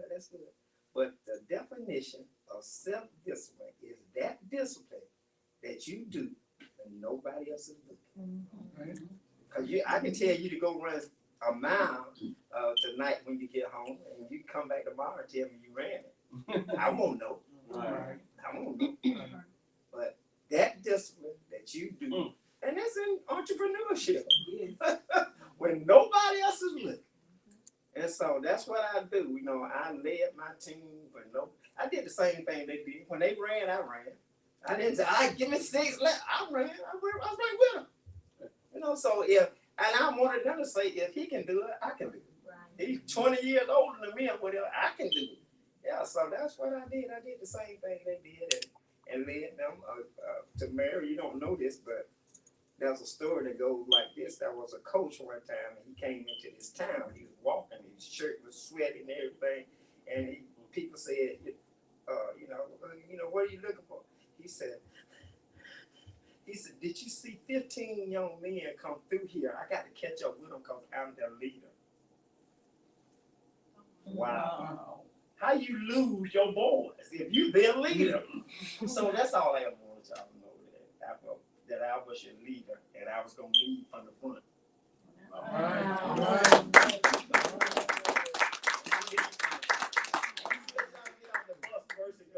Go eat when we stopped to eat, but I was still your leader because I paid for it. I had to pay for your meal that you would eat it.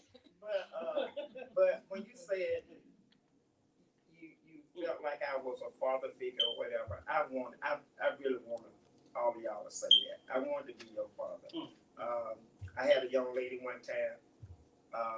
She was her mom and dad were divorced. She graduated and couldn't find a job in her field. So she migrated to Atlanta, and the next thing I heard, she was in the dance industry. And I heard about it. She finally broke down and told her mom. And her mom just couldn't take it in. And she didn't say, what are your daddy gonna say? She said, what's Coach Bartley gonna say when he finds out? And she hung up the phone and called me and told me because she didn't want me to hear it in the street. But why would you want to know what her daddy's gonna say? I just coached her. You know, so but I tried to be like that. I tried to be a father figure to all of y'all. As you say, you loan you my car or whatever, and helping you move in your apartment and stuff like that. That was I felt the need to do that because I didn't want you to get somebody else to do it who may be looking for something for helping you do this and do that. I'm an umpire now. This is my last year. This is my 35th year of umpiring. I'm getting ready to retire from it. But I was calling a game a couple of months ago, middle school game, and one of the boys from the dugout said, hey, Blue, they call you Blue because we wear blue uniform. They said, Blue, you the best umpire we ever had. And I said, I want to be. I want to be. I mean, I don't go out there for the money. It ain't no $35, $40 in it. And that's about an hour and a half of work you got to do for $35. But I give them my best every day. I give them my best. I don't go out there for, just to make the money. I give them my best as I gave y'all my best. So, that's what I'm here. I don't know if I said it, but the book the name of my book is Management is Strictly Business. All right. It's strictly business. Awesome. So the last thing, just tell them like some encouraging words, even for that entrepreneur that, might be on the verge of giving up or not seeing the results that they desire. What are some things that you can tell them that can actually help them? Okay, some of my encouraging words would be, as I said, don't quit. I did because when I quit, I had my mind on something else. Okay, but quitting the basketball team wasn't,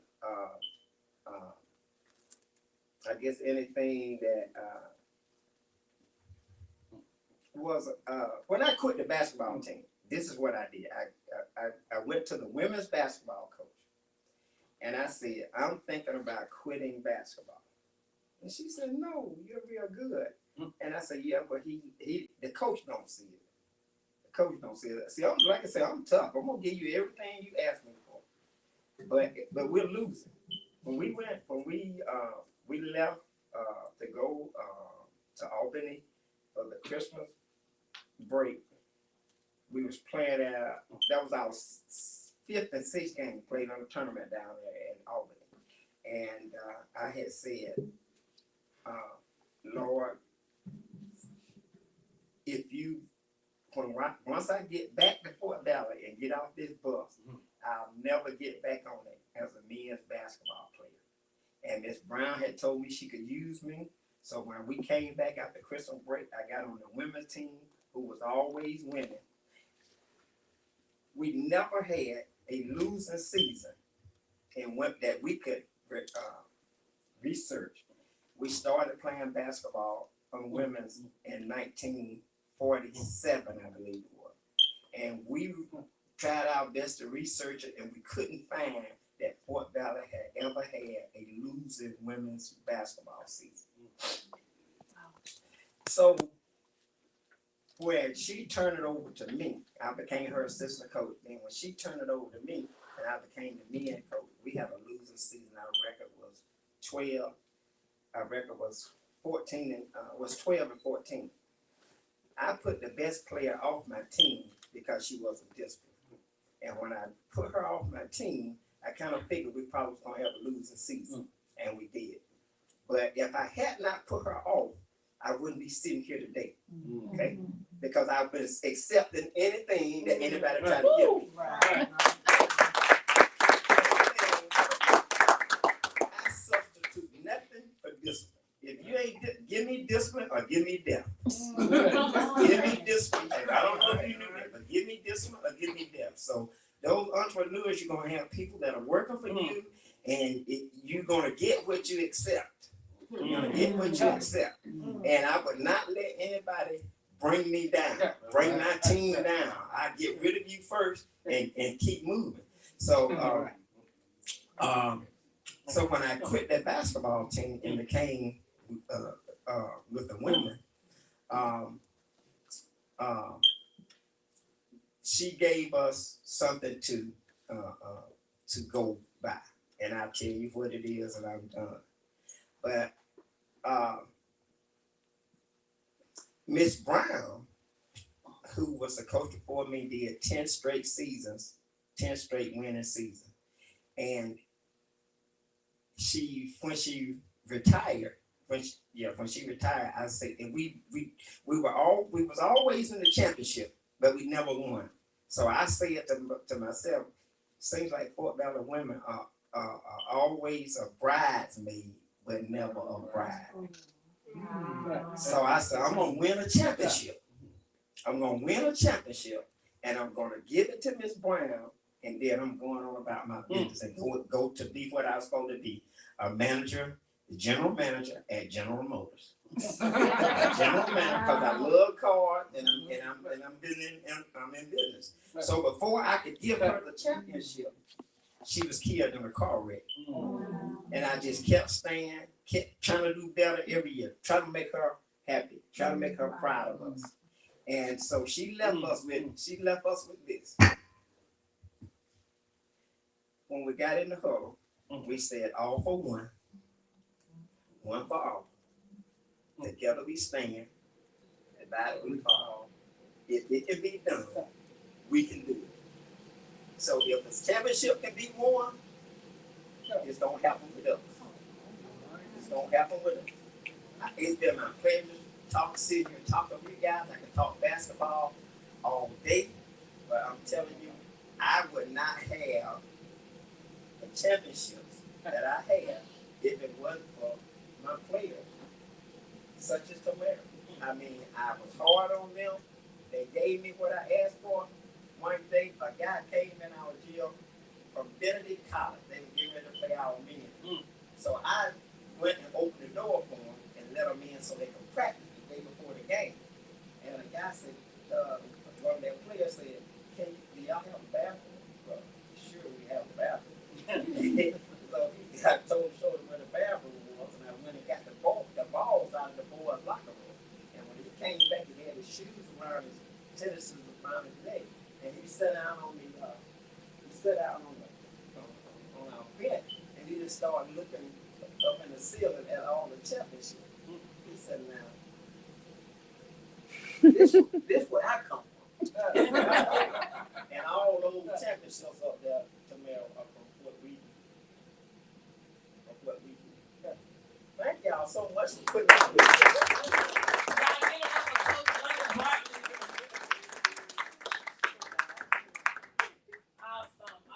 Awesome. You guys, I hope y'all got some nuggets from him. One of the things I want to say is this: pay attention to who you're connected to, because who you're connected to is in alignment with where you're going. It don't matter if it's for a season, it don't matter if it's for a moment, but you got to know it's a connection somewhere, and it's supposed to be beneficial for your life. You got to also understand this, that things happen because they're supposed to happen. Yeah. They're supposed to happen. And if you focus on what happened yesterday, you'll never turn tomorrow into what you actually see in your mind. And can I say this? I meant to say that, but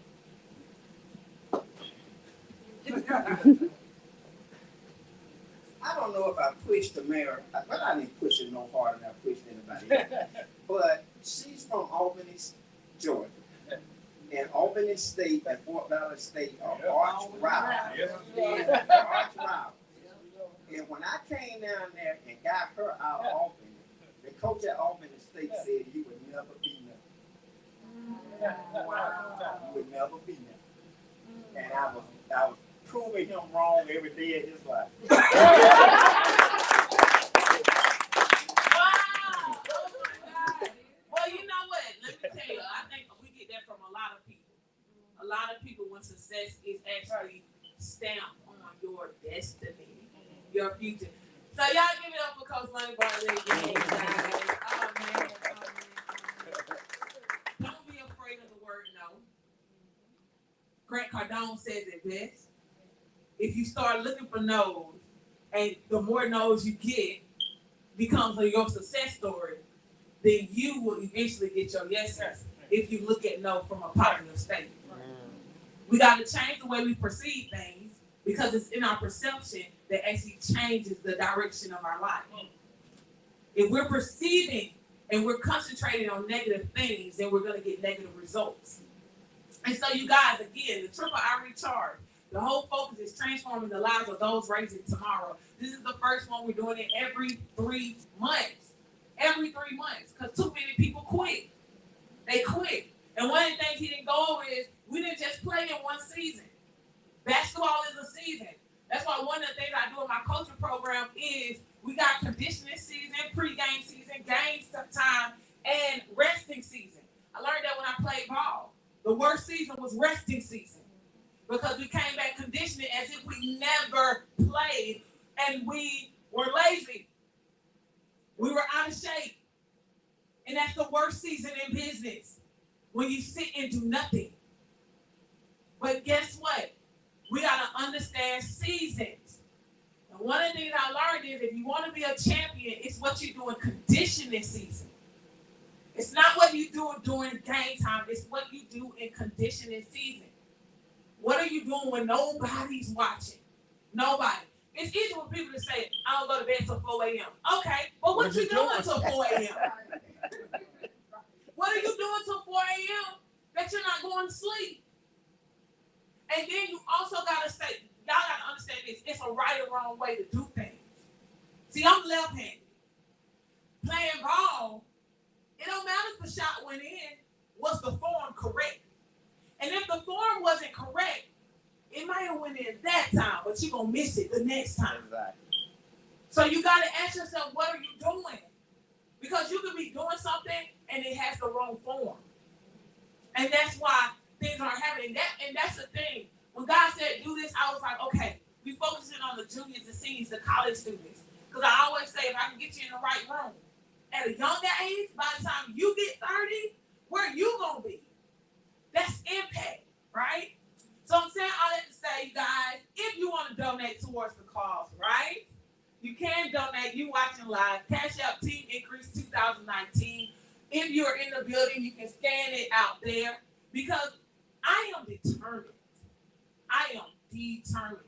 And one thing Coach Barley taught me, I said all the time, he taught me how to win. He taught me how to evaluate stuff. Like I said, I told my mom, when this is over, we sit down, we looking at the stats, we evaluate it. Some people just do it and try to do it again. Boom. No, you got to evaluate. This is how you did. This is how we lost the game. Yes. We lost the game because of this. And you got to be honest with yourself. And that's what he taught me. He taught me, listen, you the problem. You too slow. So now you got to do something you never did. I had to do that. I said all the time, I started working out at 5 o'clock in the morning. Look in the mirror. I done gained weight. Can I be real? Or I can be in denial. I can be in denial if I'm the smallest person in my group. I can be in denial if I'm making the most money in my group. I can be in denial if I'm eating healthier than everybody in my group. But it's not until I'm real with myself and I say, you know what? I'm the problem.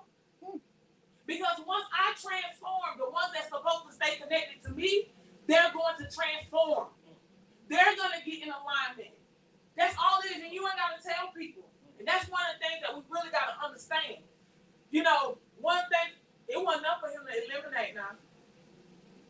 Potential is just that. But like he said, discipline proves something. Are you disciplined? Like how you skip curfew. How you skip not nurturing your own business. How you do that to yourself, it's for you. And we got to understand that in business. We got to really understand. I always tell people, look at your business like a Fortune 500. Stop looking at a small business. I can't stand that. Everybody want a small business. I can't stand that. Because how in the world did Fortune 500 companies become Fortune 500 companies? You can't become a Fortune 500 if you're a small business. So you got to start orchestrating your business like a Fortune 500. I tell people, I see myself, I see it. Executive meetings, we're talking about stats, we're talking about numbers, but I ain't talking about one person, I'm talking about people, team. You got to say, who's going to be on my team? Because that's one of the things I learned about the game of basketball. One person can't win the game. It takes a team. It takes a team. And if you're trying to have multiple streams of income, be a serial entrepreneur, right? And you're trying to do everything yourself, you don't know how to be a team. If you don't know how to be a team, you can't have a business that could ever become a Fortune 500. Yeah. You can stay small, but what is small gonna get you? You know, I noticed that you said, Rhonda, you said 500,000 is where I'm trying to go. And the truth be told, girl, you got the personality to build something and make it that's not making 400,000 like Myron Golden said. Let's go for the $500,000 days. Because it's possible. And one of the things I learned is the more money you want to make, you got to have a bigger team. One thing I said earlier, I've never seen my daddy work a day of my life. I'm 33 years old and I've never seen him work. But I've seen him write checks. I've seen him do that. I've seen him tell people what to do. I always tell you my story is I don't come from the hood. I don't know nothing about the hood. Nothing. My husband say, girl, you need some street sense because you just naive. I don't know nothing about that. I don't come from that. And I thank God my mom made sure of that. But the thing that I learned from my dad is this. You cannot be afraid to fire, and you cannot be afraid to hire. And you cannot put limitations on who you hire. Because sometimes we put limitations on our skin color. I'm not going to hire somebody if they're not in my race. And that's where you messed up. Sometimes you got in your mind, you're only going to impact your race of people. How can you transform the world if you're only impacting one race? And that's why God said transforming the lives of those raising tomorrow. Because at the end of the day, our young people will one day be 30. So what are we doing about it? Entrepreneurship is the thing that's booming now. It's booming now. But what are we doing in entrepreneurship to make a person? This is one of the things that I love about Coach Bartlett. If you were excited to play for Coach Bartlett, then you didn't know the story about Coach Bartlett. Okay? You thought it's easy to win. I just jump in. We win. Most people look at entrepreneurship and they say, oh, this is easy. Let's jump in. Matter of fact, I'm going to quit my job and jump in. Yeah. Not realizing how in the world can you be an entrepreneur if you don't know how to replace your income? Right. I always tell people, don't leave your job until you know how to replace your income. If you come from a home where they work, you know how to work for someone. If you come from a home like mine, where someone is working for someone, but then someone is actually, people are working for them, and that person, I always tell people my story with my dad. My dad never gave gifts. Salute all of y'all who got gifts for your birthday and Christmas. My dad believed in giving books and CDs of people talking about how to make money. Got in the car with my dad, that's all we listen to, how to make money. Bruh, all you listen to is how to make money. We used to say that. I didn't understand it until I was in college. And my dad lost everything. And in 365 days, he gave back more than he ever had. And I realized at that point, bro, you lost everything. And he lost everything publicly. But in 365 days, he gained back more than he ever had. Because one thing about winning, when you know how to win, if you lose, you still know how to win. And if you're an entrepreneur that has never won, when I say won, I'm not talking about because you made $1,000. What is your goal? What do you want? Stop thinking so small. If Coach Bartlett would have sat there and said, I'm going to have all these wins, all these champions, man, people would have said, well, you're crazy. Because there's room for somebody else. But that's the problem. If you focus on the room for somebody else, you'll never focus on what belongs to you. You got to focus on what's yours. There's enough room for somebody else in their own lane. But you got to understand the game that you playing. Are you going to be the one that wins? Are you going to be the one that wins? And how do you do it? You got to lead by example. You have to lead by example, but you got to, like Grant Cardone said, you got to 10X it, and you got to think big. Why think 1,000 when you can say 100,000?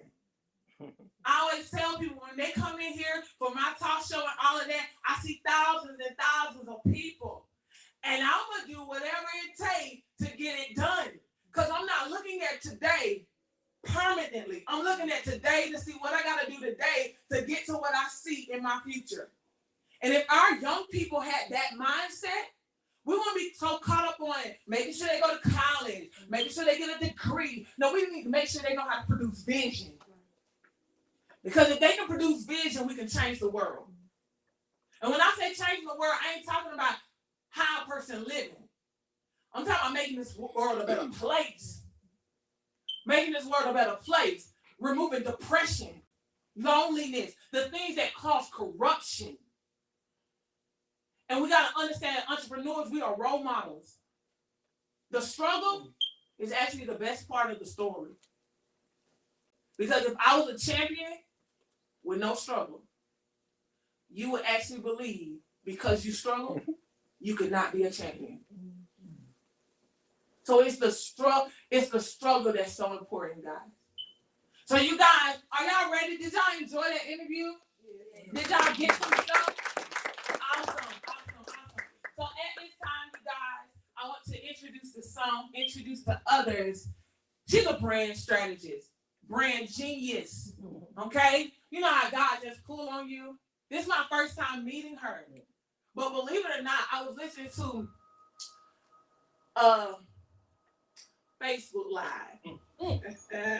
I listened to a Facebook Live with an awesome man of God from Valdosta. And they were talking about relationships. And I was like, I'm feeling her. I like her. She's young, but she know her stuff. So then I said, let me check out her website. I said, oh, she's a brand strategist. And it was like a pull, like, she's a brand beast. Brand beast. And we got to understand certain things. I love collaboration. Collaboration. So you guys, I want to introduce the song, Miss Cornetta Moore.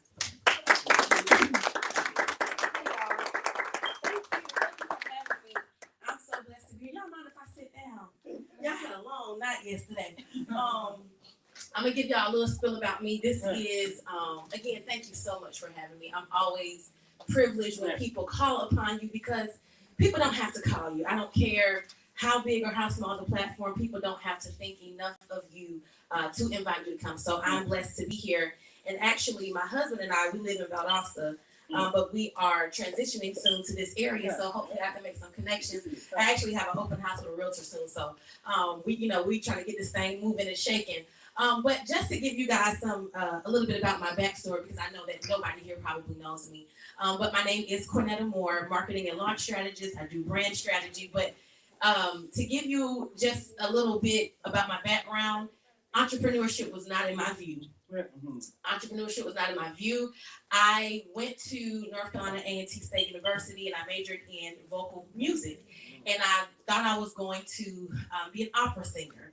And I realized quickly that that was not for me. So I said, well, I'm gonna teach music. Then I realized that people get into those roles and retire out of those teaching positions. So I said, okay, I moved to Virginia and I worked at Capital One at a call center. And Capital One had this amazing tuition reimbursement program. So I got my master's in education while I was working at Capital One. And I left to teach 8th grade language arts. And my mom is still a teacher. She's been teaching 35 years. And I felt like her life was just so glamorous. Well, first of all, she works on base. So I didn't realize that there was a salary difference in working in the public school and working for the government. And, I will never forget my first day of teaching school.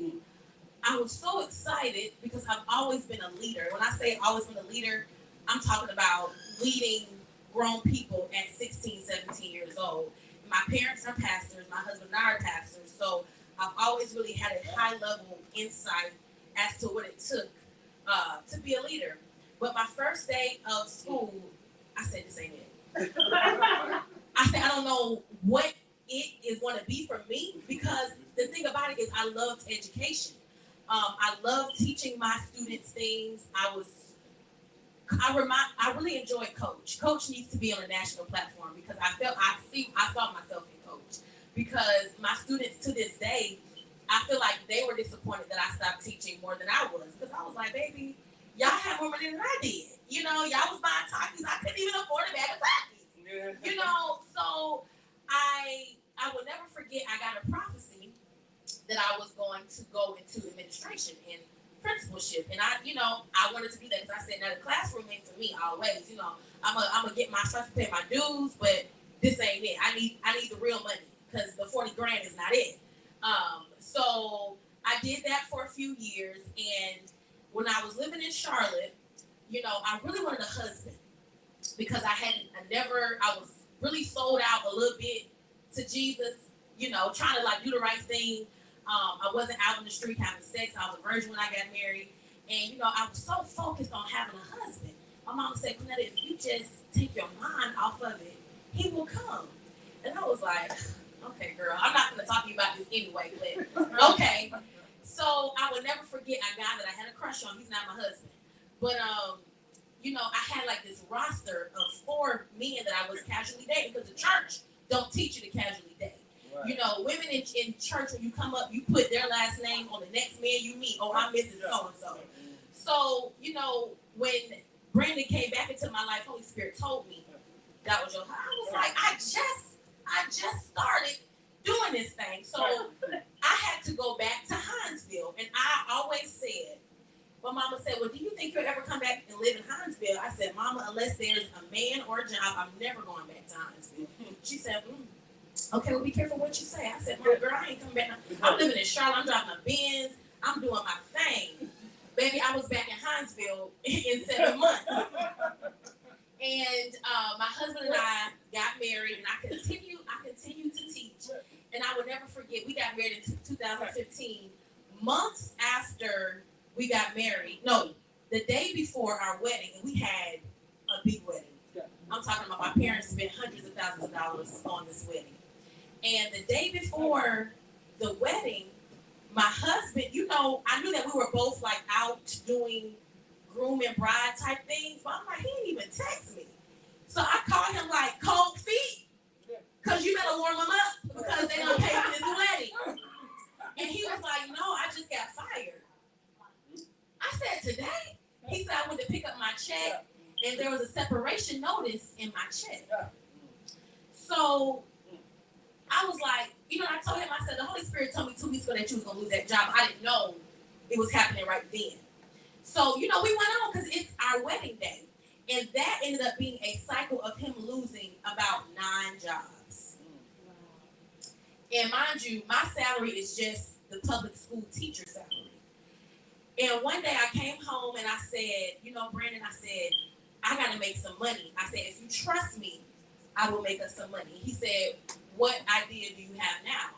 I said, we need to go to Walmart. There's a machine that I need to purchase so I can make some money. And he said, okay, how much is the machine? I said, it's about $200. And he was like, I got like $90 in my account. I said, I got the rest. And we literally took, I think after I purchased that Cricut machine, we both had maybe $80 left in the joint account. Like that was it. So I bought this machine and I started putting vinyl on everything I could slap vinyl on. I'm talking about, and it was Christmas time when I started. So I was making cake pans. Like, you know how you go to the family function and, you know, people get your pound cake, but you don't get your pan back. Right. So I had a solution for that. Let me put your last name and your monogram on your cake pan so you get your cake pan back. And I'm talking about, we was going everywhere in Southeast Georgia to find them cake pans because they were selling like crazy. And then I found out I was pregnant. I said, okay. So I said, the cake pans, it's going to be a season for that. Done with the cake pans, I moved on to t-shirts. And I totally understand when you was like, people call you a little t-shirt business. I get it. Because people really think they know, but they have no idea. Because at one point, I had a t-shirt business. And my t-shirt business, when I did my taxes, I did not know. I'm so glad the Holy Spirit gave me wisdom enough to stop doing TurboTax. Because, listen, you can't have big vision, but you don't want to pay a CPA to get your numbers right. You know, so I called Keisha and she said, I need you to print out your PayPal reports. And I said, okay. In half a year, I had replaced my teacher salary. I said, oh, I got a business. Like, I got a business. And my mom, as a little girl, she always took me to these empowerment events. And I used to, like, turn my nose up. And I'm like, why are we here? And I never forget, we went to an event in Atlanta with Stacia Pierce and her daughter. And, you know, they were talking about how they made all these millions of dollars. My mom said, Panetta, one day that's going to be you. I'm like, girl, I'm trying to be a principal. I'm not trying to talk about selling nail polish or, whatever. So she said, okay. She said, but that's going to be you one day. And, you know, so many things have transpired. I'm trying to give y'all the abridged version. My mama taught me, well, you go somewhere, you don't talk a long time. So I'm being very time cognizant. But so many things happened, and I got a promotion within education in 2019. And I was pregnant with my second child. And at that time, my husband and I, the pastor, just so y'all understand how good God is, we were not in a good place in our marriage. He was living in Valdosta. I was living at home with my parents in Hinesville. And I got a promotion to be an instructional coach. And that was like the next step, you know, before assistant principal. And so that year, this was right before COVID. I never forget the last time I saw the inside of the school was before spring break. And they told me, they said, prepare your teachers to be out for 2 weeks. So I told my teachers, we need 2 weeks of emergency lesson plans. And I was like, they're not gonna let us be out of school for 2 weeks, like whatever. That was the last time I saw that school. And I was, you know, I had entered into coaching, but I was very haphazard with it. Because I know what it's, I've never even had the mindset of, you know, I'm gonna do a little bit here and do a little bit there. When I do it, I'm definitely about them $500,000 days, etc. Like that's just what my mindset has always been. And so I quit. The principal called me on Teacher Appreciation Day in May, and he said, you will be demoted to a 6th grade teacher next year. I said, I won't be back. And mind you, I'm like, mind you, my husband-in-law is all these jobs. I'm the person with the steady income. And at this time, we're living in a 1-bedroom apartment. And my son, BJ, the oldest, is sleeping in the pack and play. And our youngest son is sleeping in between us. And people really never knew, but I'm talking about I was on planes flying everywhere, speaking publicly, getting paid my rate plus a little extra. And I said, God, I don't know about this. And he said, just trust me. And I'm like that's good for people, you know, that's just not, I'm not feeling it really. And truly. All that trust me, I gotta see it. I ended up not even being able to go back to work because I purchased my husband an iPad before Father's Day. Someone stole his iPad within 4 days. I filed a police report. The police said that I lied about it and put out a warrant for my arrest. Oh, wow. And the most trouble I've ever had was a speeding ticket. Right. And we work for the school system, you know, they're not playing that. So I had to resign from this job. But I said, I gotta go to work because I'm just not with it. Tried to go to work. My parents are really prominent people in the city, so I'm like, why can't I get a job? I'm more now, but my last name Murray, it holds some weight down here in this little town. Y'all know who my daddy is. Come to find out, I literally could not go to work. And so, because we had to pay an attorney to clear my name. So for a year, I could not work.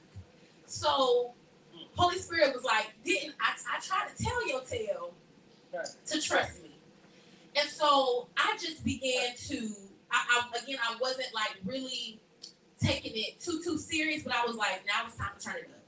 So I don't know where I found $2,500 from. I don't know. To this day, I'm thinking, where did I find that money?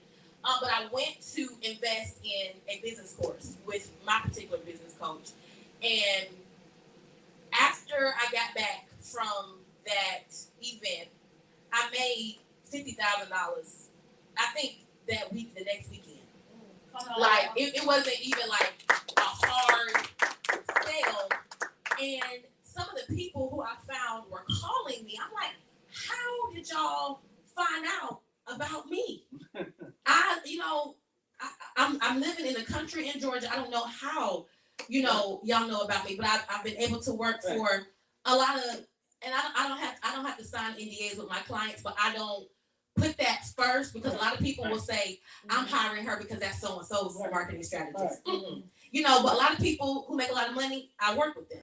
And it's been nothing but the grace of God, but the Holy Spirit also gave me wisdom to learn how to leverage skill. And so many good things have been said today just about leveraging skills. And what I had to do was realize that the school system really was paying me to polish up skills. Because I am the strategist that I am today because I understand cognitive process. Cognitive process is definitely something that we have to learn as educators to be able to effectively teach our students. So when I am working with a business owner and we're talking about helping them scale from, a lot of people are like at 4-figure months, really trying to have consistent $15,000, $20,000 months, right? And I'm telling them like, okay, we got to increase your AOV. So that's your average order value. So we got to talk about cross-selling and upselling. And these are the small things that people don't really pull out, but $7 here and $17 there, that really can take you from making $8,500 to $29,000 a month. And so I don't even know, I promise you it's the Holy Spirit. I didn't even know I had this skill, but the Holy Spirit revealed to me that thinking and creativity was my business. And I'm like, you know, everybody using the word creative. Everybody say that they are a creative. And everybody says that they have skill.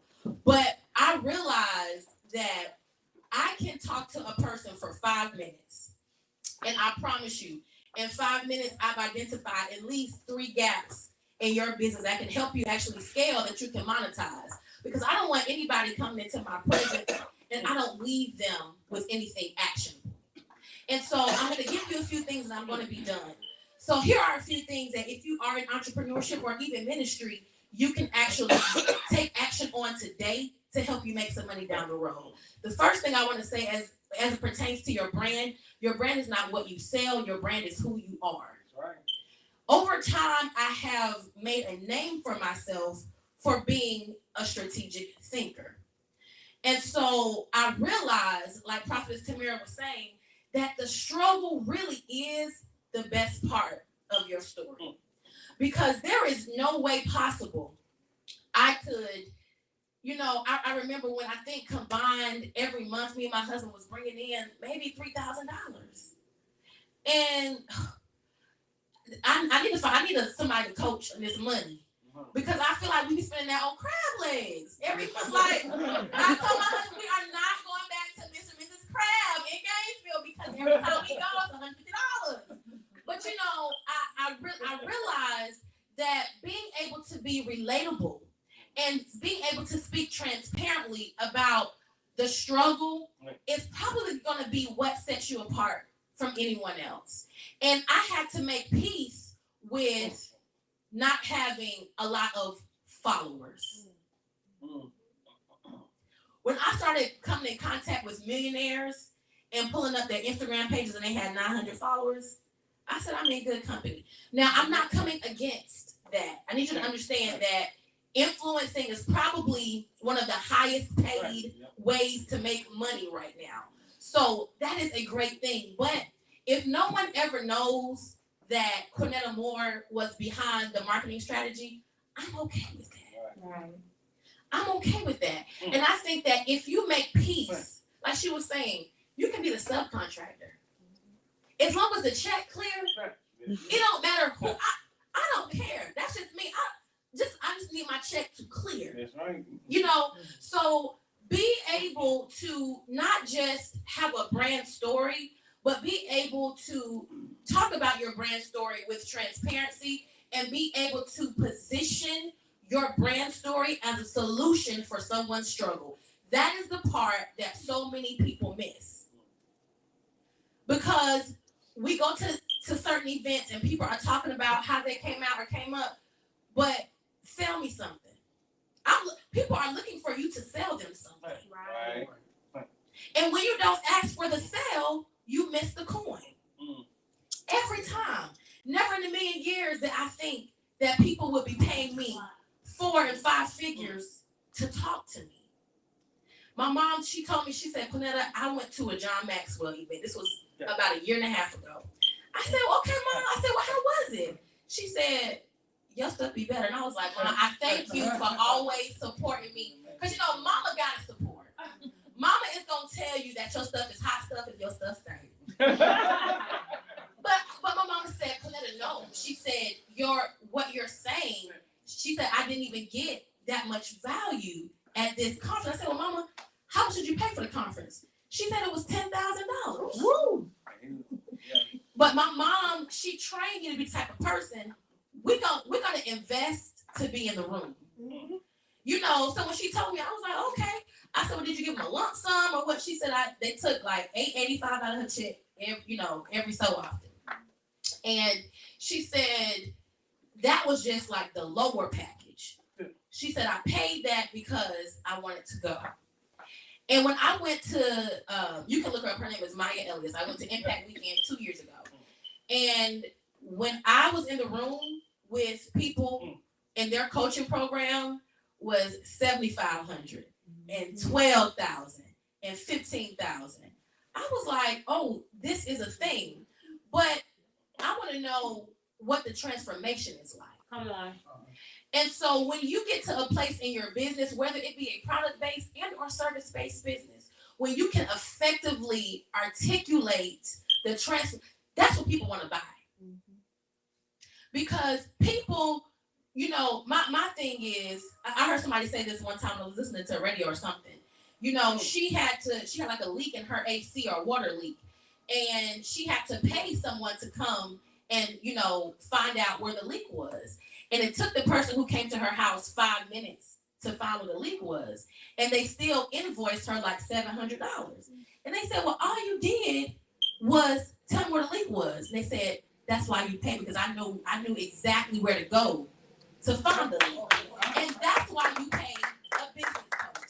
That's why you invest. Because my goal in my business, my mission, is to collapse the time between your 4 figures and your 5 and your 6 figures. Because it's time out. Yes, you can get on YouTube and figure it out.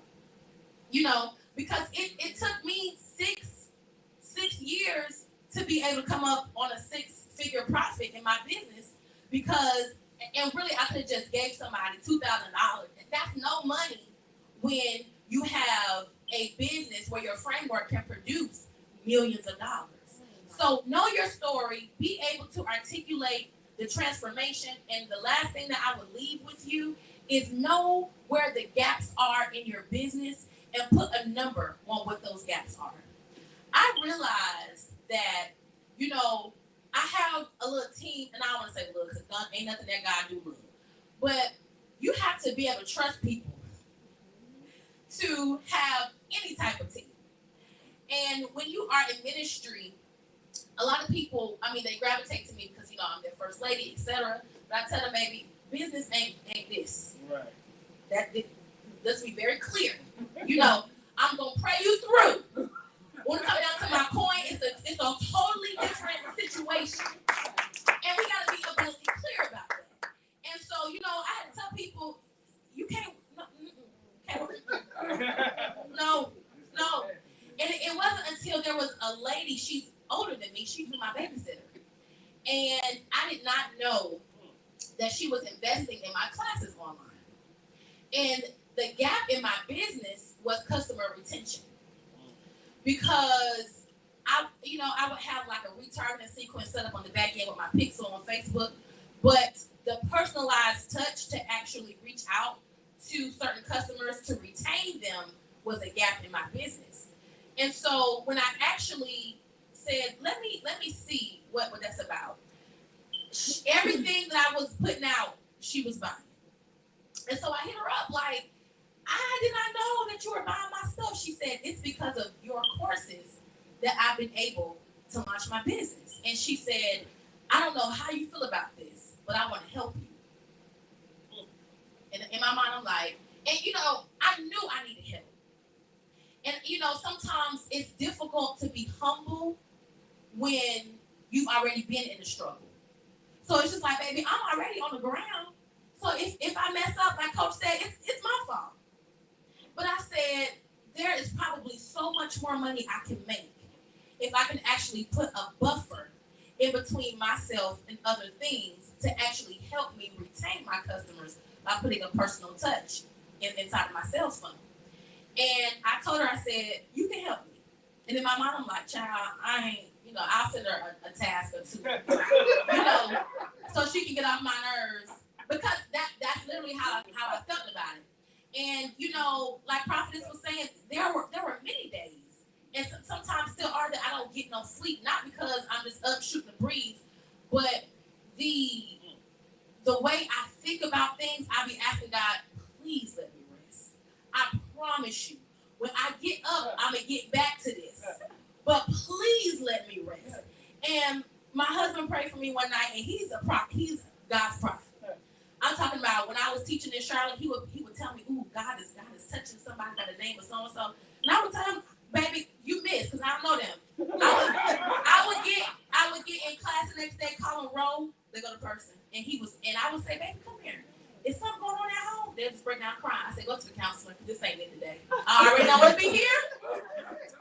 My boyfriend done called me prophesying about you, but he told me, he said, "That God is gonna trouble your spirit until you produce at the level that he called you to produce." Let me tell y'all something. Do not let your own, and for me, it has never been a fear of failure. It's been a fear of actually seeing what I see in my spirit, the bigness of it, seeing it materialize. And my husband, sometimes he'll wake up and he'll see toss and turn, and he'll be like, "Just do it." He like, I want you to sleep too. So I'll be like, "I just can't get no rest." And he said, "You are not going to rest." And I said, "Okay, Lord." And this was just a this week thing. I said, "You know what? I'm a surrender." Because there's a certain level of isolation that comes when you surrender to where God wants to take you when it's a big thing. But I had to give up and say, "Quinetta, you're not regular." Some people, their call is to be regular. There is nothing wrong with having a regular call. Nothing wrong with that. But I had to surrender and say, "God, I accept that you have positioned me for influence." And my prayer is that, God, don't just allow me to have the influence, but help me to steward the influence. Because to be honest, y'all, in just my few 6 years of business, I have written so many books. I have published so many printed things, so many things that I'd be like, "Child, I'll get back to it later." Because, I want everybody to always feel like I am relatable. And I say, "God, I want people to think that I think I'm all that." Because I seriously make my boast in the Lord. And sometimes it's so bad, I went and bought a brand new Mercedes about 2 months ago, and people still don't know it's me. I went and got executive tint, so I see you, but you don't see me. It's me. It's me. But you're not gonna know it's me. My mama said, "Quinetta," she said, "It's okay. You can be okay with what God has given you." And I am here as a witness that if you are sincerely okay with what God has given you, number one, you'll be able to sleep at night. And number two, you will be able to make more impact than you ever thought. People always talk about income. But let me tell you, when you are focused on impact, the income is simply a byproduct. Hopefully, y'all enjoyed something that I said. I'm so blessed to be here. Thank you again. Y'all give it up for Quinetta Moore. Y'all, she did that. Love the energy, girl. Love the hair. Wardrobe. Come on. You guys, awesome information. Thank you so much for that. I said brand beast, like, Awesome. I hope you guys are getting some stuff for your life, for your business. And I really and truly hope this is the whole purpose. The next 3 months, you need to execute. I got this thing called, "Are you up for the challenge?" What is your challenge gonna be? Is it gonna be 10 grand, 30 grand, self-care? What is it gonna be? A healthier lifestyle? Pick your challenge, just one. You ain't gotta try to do 10, 20, just one. And let that be your challenge for the next 3 months. If it's a number that you've never made, let it be your challenge. Don't look at your circumstance. Don't look at your income now. Let that be your focus. Get yourself on a high vibration. Let the negativity out the window. Let me tell you, whatever that challenge is, some of you it's just 10 grand for you. Some of you it's 30 grand. Some of you it's 50. Some people it's 100,000. You know, because the next speaker that we got coming forth, you guys, she think big, but she gonna get it. Period. She gonna get it. So it's like, ask yourself, what is gonna be your challenge? For real. And do it. And do it. I tell people, like I said, at 5 a.m. working out, it was a decision. When you got a lot of millionaires and they all say the same thing, and you know God got you on the verge of doing it, what's gonna be your challenge? Challenges happen. I tell people, my husband and I, we opened the funeral home November of 2021. That was his dream. I've known him since 2015. Since 2015, he tried to open a funeral home, didn't work. Open another one, didn't work. And then we decided to do it as a team, and it worked. But in the process of that, he lost 5 of his closest relatives within 12 months. And these closest relatives were his support system. He could have gave up. There were times the Spirit of God was like, text him some encouragement. At one point, he was going all the way to his hometown every single day to sit at the graveside. Didn't see it coming. But he was determined to produce. And if you ever thought about a funeral home, it ain't easy. It ain't, oh, I was just open a funeral home, okay? No, it's some stuff you gotta pass. It's money gotta go in. There were sacrifices that were made. You guys, I say it all the time. I used to get massages every 2 weeks, get my nails done. All of that had to get cut. I started to be the one to pay all the bills because all the money went to the funeral home. The struggle was real, but even in the process of everything, he's still going through his process. Because I always tell people, he lost his aunt who was like a sister, his grandma, then his big mama, 2 uncles. And I'm not talking about, when I say back to back to back to back. And then we getting ready to have my second born at the same time. So it's like, what's really going on? Some people say stop. You don't stop. You don't stop. The devil wants you to stop. You don't stop, you keep going.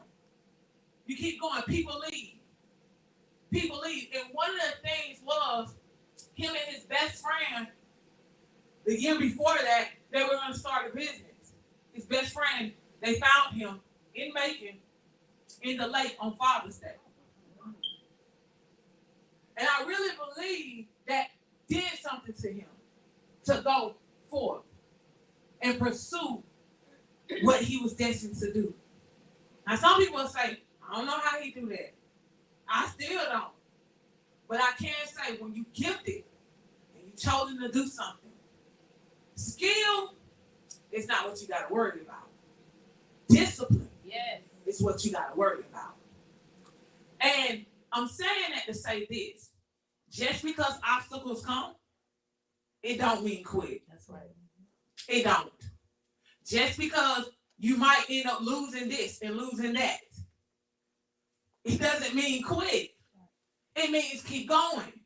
You got to keep going. I tell you all the time, my husband and I, we're both entrepreneurs. We've been entrepreneurs since we met. Neither one of us, from the time we've known each other to we never worked for nobody. I tell people, I've only worked for somebody 9 months of my adulthood life. I've always worked for myself. Always. And I tell people, as an entrepreneur, you get up and you're like, okay, how are we going to do it? How are we going to do this? How are we going to do that? How are we going to do this? And the thing about owning a funeral home is it doesn't take 10 grand. It takes 100,000 to start. Some people say, where's the funding? It ain't no funding. It's sacrifice. That's what it is. When you have vision, you sacrifice. When you actually believe what you're doing. I said, it don't matter what we look like. Because you got to understand the sacrifices that you make. I tell people, when it comes to my vehicle, I didn't have to have no car. I was like, I don't go nowhere. It's pandemic. No, that's But God favored me to use somebody else's vehicle. And then one day he spoke to me and he said, you got to go get a vehicle. I was like, no, I don't want one. I ain't got to pay car insurance. I ain't got to pay no car note. I was okay. And God said, in order to get to the next level, you got to push yourself and challenge yourself. Some of you got to challenge yourself. You say you don't have the money. Challenge yourself. The next 3 months, challenge yourself so that you can get it done.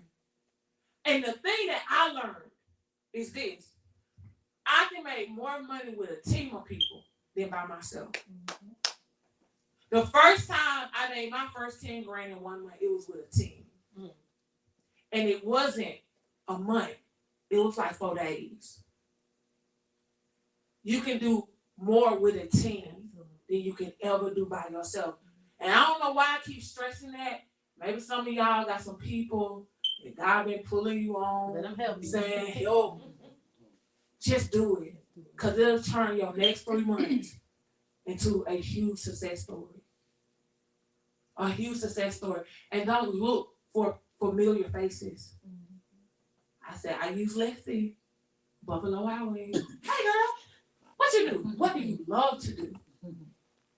Because you can't trust a person, but you can trust people in their gift. Absolutely. Let them work their gift. Because what you just did was give them an opportunity to do what they love. So you guys, take me up on that challenge. I'm serious. And when I say take me up, I'm talking about like DM me and say, girl, I'm almost there. I'm almost there. Accept the challenge and get it done. Because it can be done. All right, at this time, before I introduce the next speaker, I don't know, is Spain out there? Okay, she's not out there. Okay, so this next speaker, this is my first time meeting her face to face, but we done seen each other on Zoom. Y'all, she is an entrepreneur. I love to say, I tell you a story, girl. She owns a furniture store. That's dope. That's dope, right? That's dope. But she just opened a restaurant. Come on. She is a boss. I say big boss. That's how I put it on. All right. So you guys, I want to introduce to you Miss Shay Reed.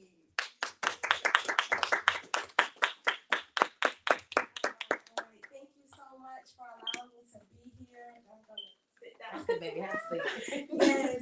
So I'm from Savannah, Georgia. Originally, I'm a mother of 5. I'm about to be a grandmother. Like it's a lot. But yes, so the way that I grew up, my father is a minister in holiness. He's a pastor in Savannah. When I was young, he opened up a furniture store, and he always said that he wanted to leave something for, you know, his family, like build something, because he came from the projects and all of this stuff. He grew up really homeless, and he just always said with his kids, he wanted to have something for them. He wanted to change their story, and that's kind of how I got into the furniture business.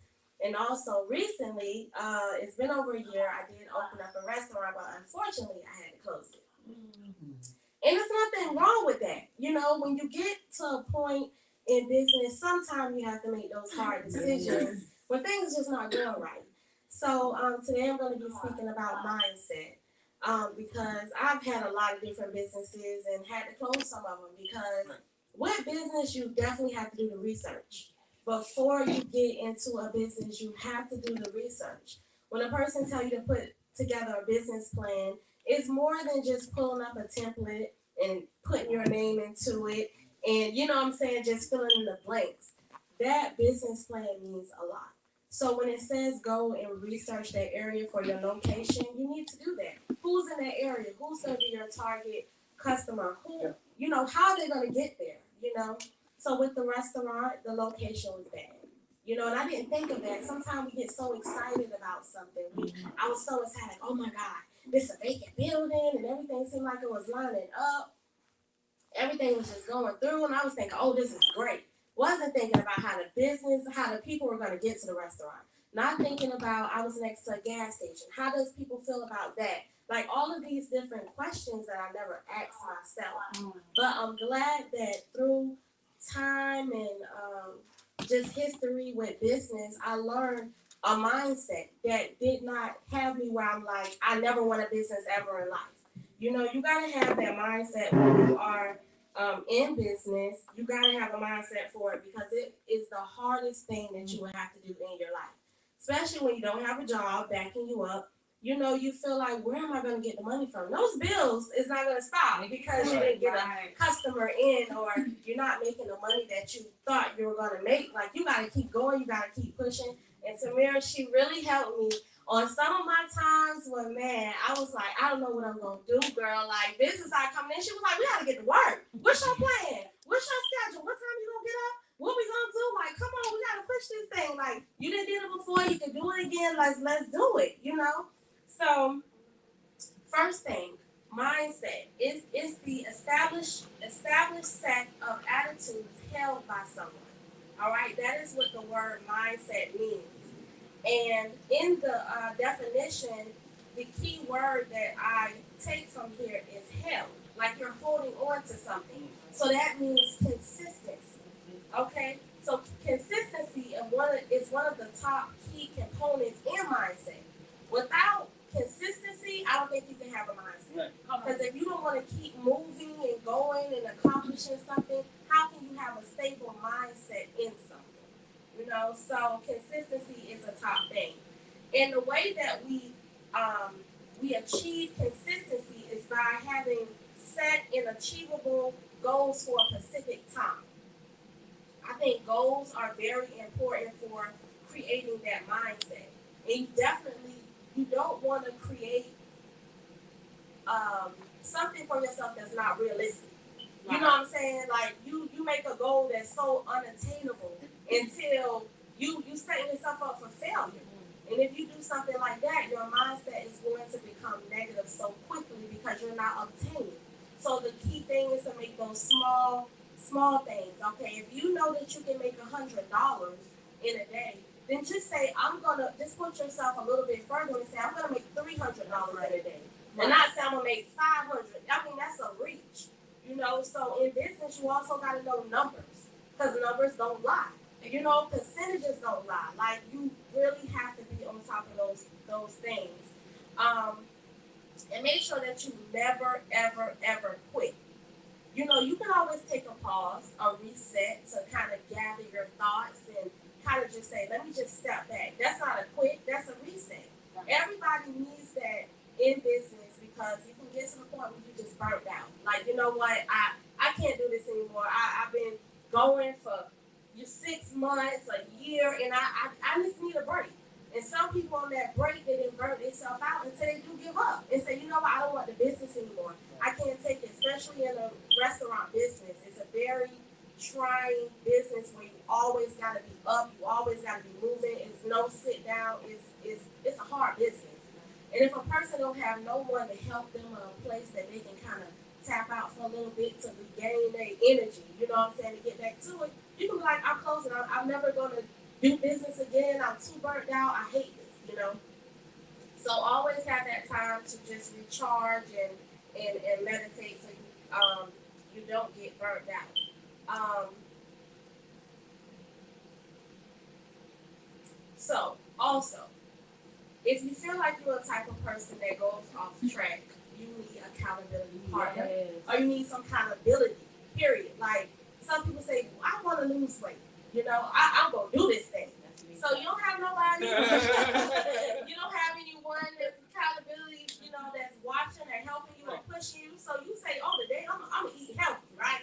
And then so let's say time go past, you were supposed to eat at 12, but now it's 3. And now you real hungry. You know, you just throw a little diet out the window like, I got to get some food. I don't care about that. But if you had accountability for yourself and set that schedule up, you know what I'm saying, 8 on time, and also have those boundaries. Because if you if you say to yourself that I gotta eat at 1 o'clock, you're gonna have to eat at 1 o'clock. So if someone trying to take you to another place and interrupt your schedule, you're gonna say, hey, just give me a moment, let me get a quick lunch in, and I'm gonna come right back. So you can stay on schedule. And that's for anything in business. Always stick on, like throw you off of what you have going on. Set those boundaries to let people know, like, hey, I can't do this right now, but we can definitely set a schedule to do this later. Like, just like her, we'll be on the phone and I was talking to her on Zoom or something. I'm like, oh, we'll do this. She's like, okay, well, let's set a schedule and we're going to go over this. You know, we can go over this another time, but we can definitely talk about this. You know, it's not a thing where you hurt a person's feelings because they understand that your time is very precious. But if you just set those boundaries, it'll be healthy. Because if you sitting over here with a headache, you're like, oh God, I'm so hungry. In your mind, you're like, why is this happening? You know? And then you have for the rest of that day, you're almost negative because this person threw your whole day off. You didn't get nothing done. Now you feel like your whole day gone and the whole day is just going crazy after that. So it's good to have those boundaries in place. Make sure you build your willpower up. You know? Just build that willpower up and have something that can keep you focused on what you want to do. If that's the affirmations or is that doing a vision board that you can look at, posting stuff up and remind yourself on what you want. You know, so you can keep yourself focused on your goal and not get sidetracked to a whole bunch of goals. Because like as entrepreneurs, it's easy to get sidetracked because no one is over you and managing you and telling you, hey, you gotta do this, you gotta do that. You're on your own schedule. So you, like she said, you have to have that discipline. Or then he said you have to have that discipline. And that's real big. If you want to be an entrepreneur, discipline. Oh my God, it's so huge because it'll be so easy to just really, really get way off track. And make sure that with mindset, you have to eliminate negative thinking completely. You definitely have to eliminate that. Don't doubt yourself.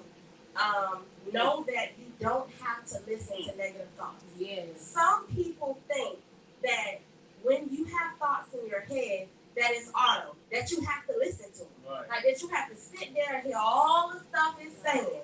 You can stop that and like, oh, no it ain't. No, it ain't. I'm gonna be successful. I'm gonna, have this $1 million year or whatever you saying that you want. You don't have to listen to that doubt. The doubt will tell you, well, what's in your account right now? How you gonna make that? Right. Now, how you gonna do that? If it's a weight loss thing, you just ate that cheeseburger. Now you're talking about you losing this weight. Like it constantly talks to us in a very negative way. But the way that you change that is always talk to the inner part of yourself. And not just speaking out loud, but speaking to yourself. I always say the inner voice within us, it doesn't have anyone to talk to. All it hears is the negative things that we think that no one else hears. So that's why it's so negative within us because no one is talking to it. But when we upset with our own self, oh, you gonna let him do this? Oh, you eating this stuff? You just get big and big. We talk ourselves in such a negative way, and all that's in there is negative. So if you go in there like, I love you, you can do this. You're gonna push through this.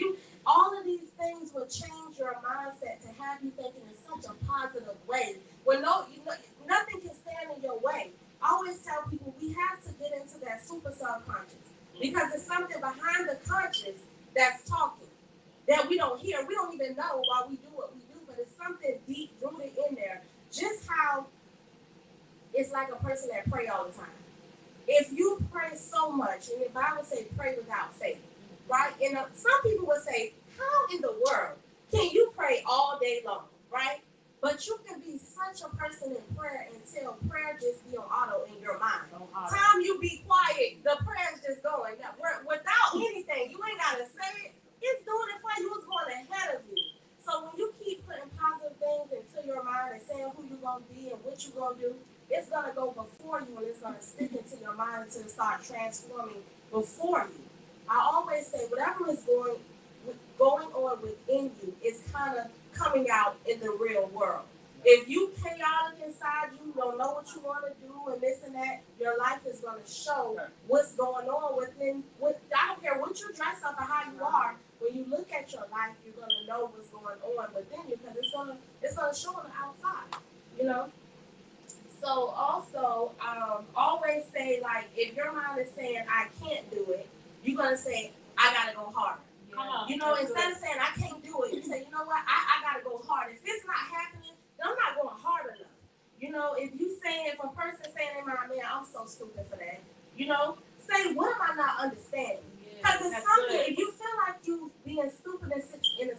situation, there's something you're missing. It's not that you're being stupid. You just forgetting something that you need to pay attention to so you can understand. And if you're going through so many situations in life, and some people, they feel like this time and time again, you say, why does this keep happening to me?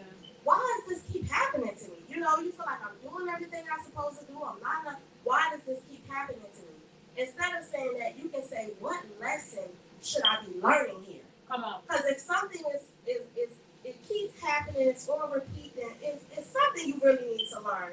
Like, God is trying to tell you, like, just pay attention. It's something I want you to get, but you haven't got it yet. So I got to keep putting it on repeat so you can grab it. So those things, if we have things going on in our mind that we don't understand, we just need to turn it to a positive and see what we really need to hear in that situation.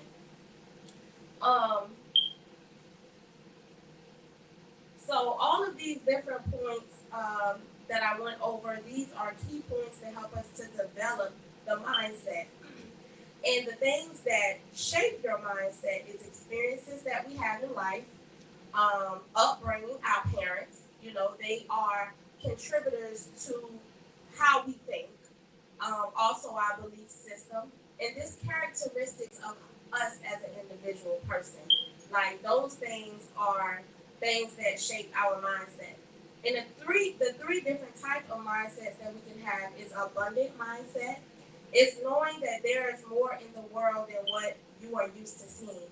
So, like, you have to get that in your mind if you want abundance in life. You want to have abundance type of mindset. You're not just going to be, let's say, some people that may have been, I have a great story. So, my cousin's daughter, she was brought up in the projects. So she never went to anyone's house or anything like that. She was brought up in the project. So I went there to visit them, and I was sitting talking with her. And she was like, "Oh, you live in Atlanta?" And I said, "Yeah, I live in Atlanta." And she was like, let me see your house. Let me see your house. So I showed her my house, and she said, "That's not your house." I said, "Yes, it is." She said, "No, it's not. Black people don't live in houses like that." It broke my heart. I said, "Why would this baby think that?" And she wasn't like little. She was like, like 10. So I was like, why would she think that? So if a person is in that type of mindset because that's the only thing they see, sometimes they can't see past what's in front of them. So in business, you definitely have to have that abundance mindset. Just because you're not making sales today doesn't mean that next month or next week or even the next hour will not be your power hour or your time to take your business to the next level. Also, having a positive mind. Find ways and spend more time finding solutions than finding problems. Yes. So a lot of times we always say, this is the problem, that's the problem, this is the problem, instead of finding a solution. And if you find a solution, you don't have a problem, Right. So also having a growth mindset. A growth mindset is a learning mind. It is the belief that you can improve at whatever you do through the right training. So knowing that even if you can't do something, like she said, like she's doing marketing, I may not be the best at marketing, but just knowing that you can go and get some type of training to be able to grow in that field. Right. It's everything in this world is nothing new under the sun. It's not something that somebody just pulled out and they're the first person that ever thought of it or ever did it. So that makes us know that we all can do anything. Right. You just have to put your mind to it, have the consistency, and have the mindset to know that whatever you want, you can have. So also in your mindset, you need to be careful about what you are speaking over your life, knowingly or unknowingly. Sometimes in our mind, we say different things that we don't mean about our own self, and we have to be careful because in the Bible it says, "Thy word by thy word there should be justified, and by thy word there should be condemned." So by your own word, you can be successful, or by your own word, you can be unsuccessful. You can close your own business by your own words of your own self. I will never have no customers. Like, when is this business going to change? I will never be successful. You saying these things because sometimes we just say things because we're thinking it and we're saying it out loud, not knowing that those words are so powerful. I always say God do? The first thing he did was speak. He spoke word, and there was an action thereafter. So we have to know when we are speaking that there could be an action of your words that you are saying, but you just have to be very careful about words that you speak and make sure that you're always speaking positive things over your life. If you open your mouth, make sure it's something that you really want to see, you know? So the next thing I want to go over is business credit. I think that it's very important. It's a very important component to personal credit. A lot of people that get in business, they use their personal credit, getting credit cards and all of this. And let's say you start using your personal credit card, right? Let's say it's just, think of something small, a $500 credit card. You go to buy some things, it's $200 you use on it. You thinking everything is good. They tell you your minimum payment is $35. So you pay your $35 thinking, they said that's my payment, I can do that. But you're over the percentage of the card. Yes. So you have to stay below 20%. So now your credit drops, right? And you're like, why is this happening? I pay my stuff on time. I got this card. I'm not doing nothing crazy, but no one tells you that you cannot spend all of that card, even if you do pay it. Like that doesn't matter if you pay the card, you know? So business credit is a little bit different. If you have a business card, and let's say that same 500, if you use 500 of the whole card, it doesn't look the same. They expect you to use the money because you're in business, you know, and on the personal side, it makes them think that you are not going to pay them back. They're like, oh, what if she lose her job? Like, what's going to happen? Are we going to get our money back? So business credit is very essential. With building business credit, it normally takes about 4 to 6 months to build business credit. It has about 3 different bureaus that are very popular. Dun & Bradstreet is one of them. The score is from 0 to 100. I would say in about 3 months, you probably can get you like a paydex score of 80 is what's needed to be able to qualify to get certain lines of credit, so you can get on like a net 30 or net 60 or something like that. They also have Experian Business. The score again is from 0 to 100, and the 80 score would be like a score that's in the green. And then Equifax Business, and that score is between 0 to 580. Their score is a little different. And if you have like a 480, you should be over into the green section. With building that business credit, the first thing that you can do with building is first you're going to start by selecting what type of entity you want to go with. Is it going to be a sole prop? Is it going to be an LLC? Is it going to be a corporation? Whether it's going to be a C Corp or an S Corp? And the thing that's going on right now that's really, really popular, and it's a great thing, is when you set your businesses up, you want to set it up as under oh my God, my mind just went just absolutely blank.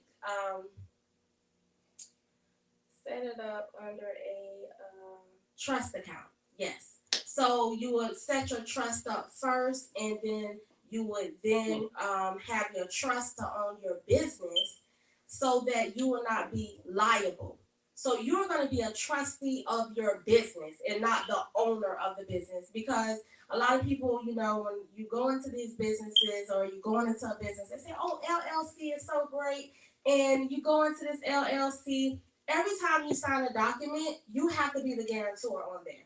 And even though you are, they're saying that it's separate, like, oh, you are putting yourself liable for that. And then when that business closed, they are going after you. Even though you said, I had an LLC or I had a corporation. You look at these big corporations, you can go on the Secretary of State website, you'll see that they are owned by a trust, because they don't want no one personally attacking their personal stuff.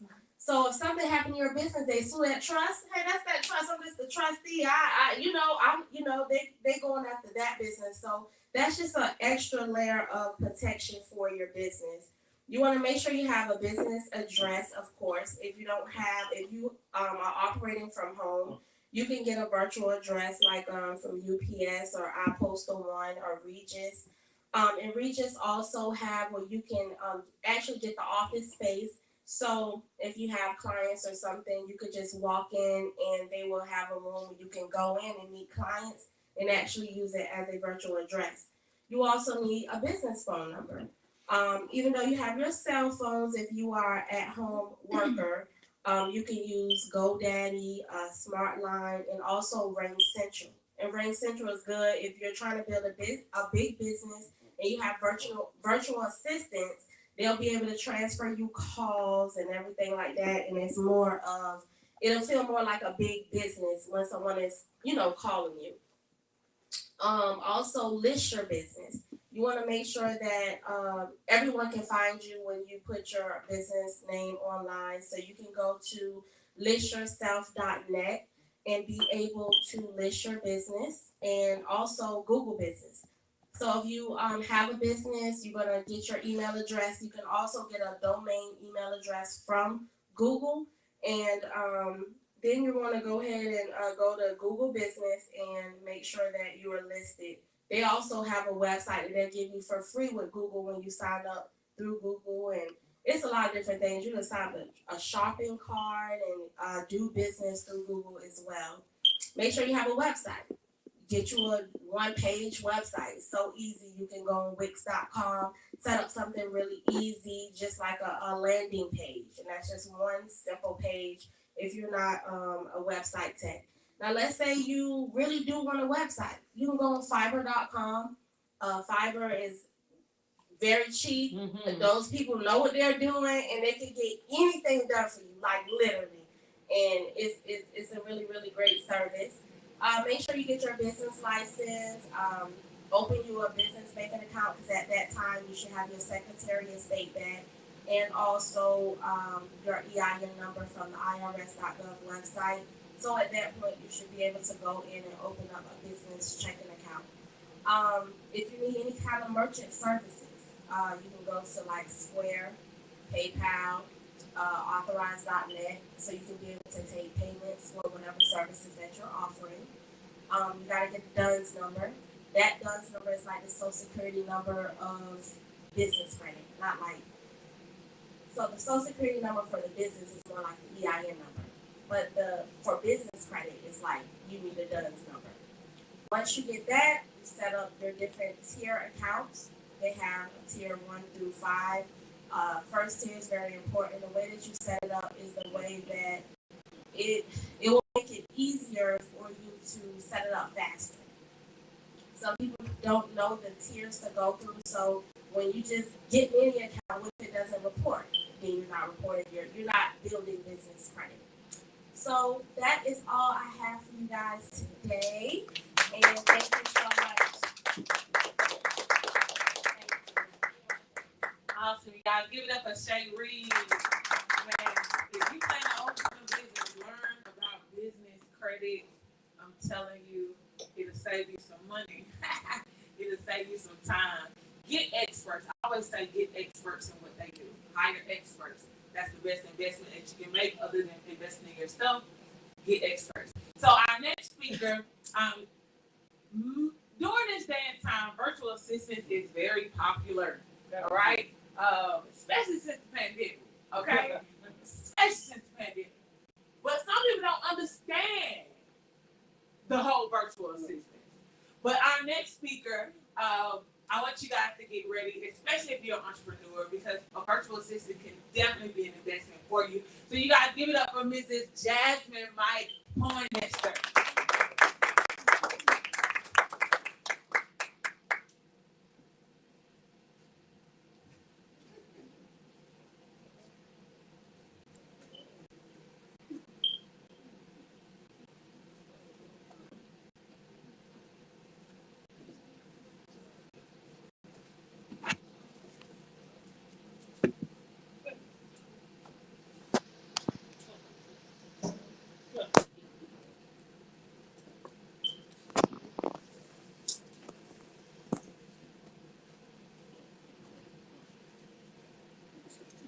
Hey, everybody. Give us a second. We're just getting everything hooked up.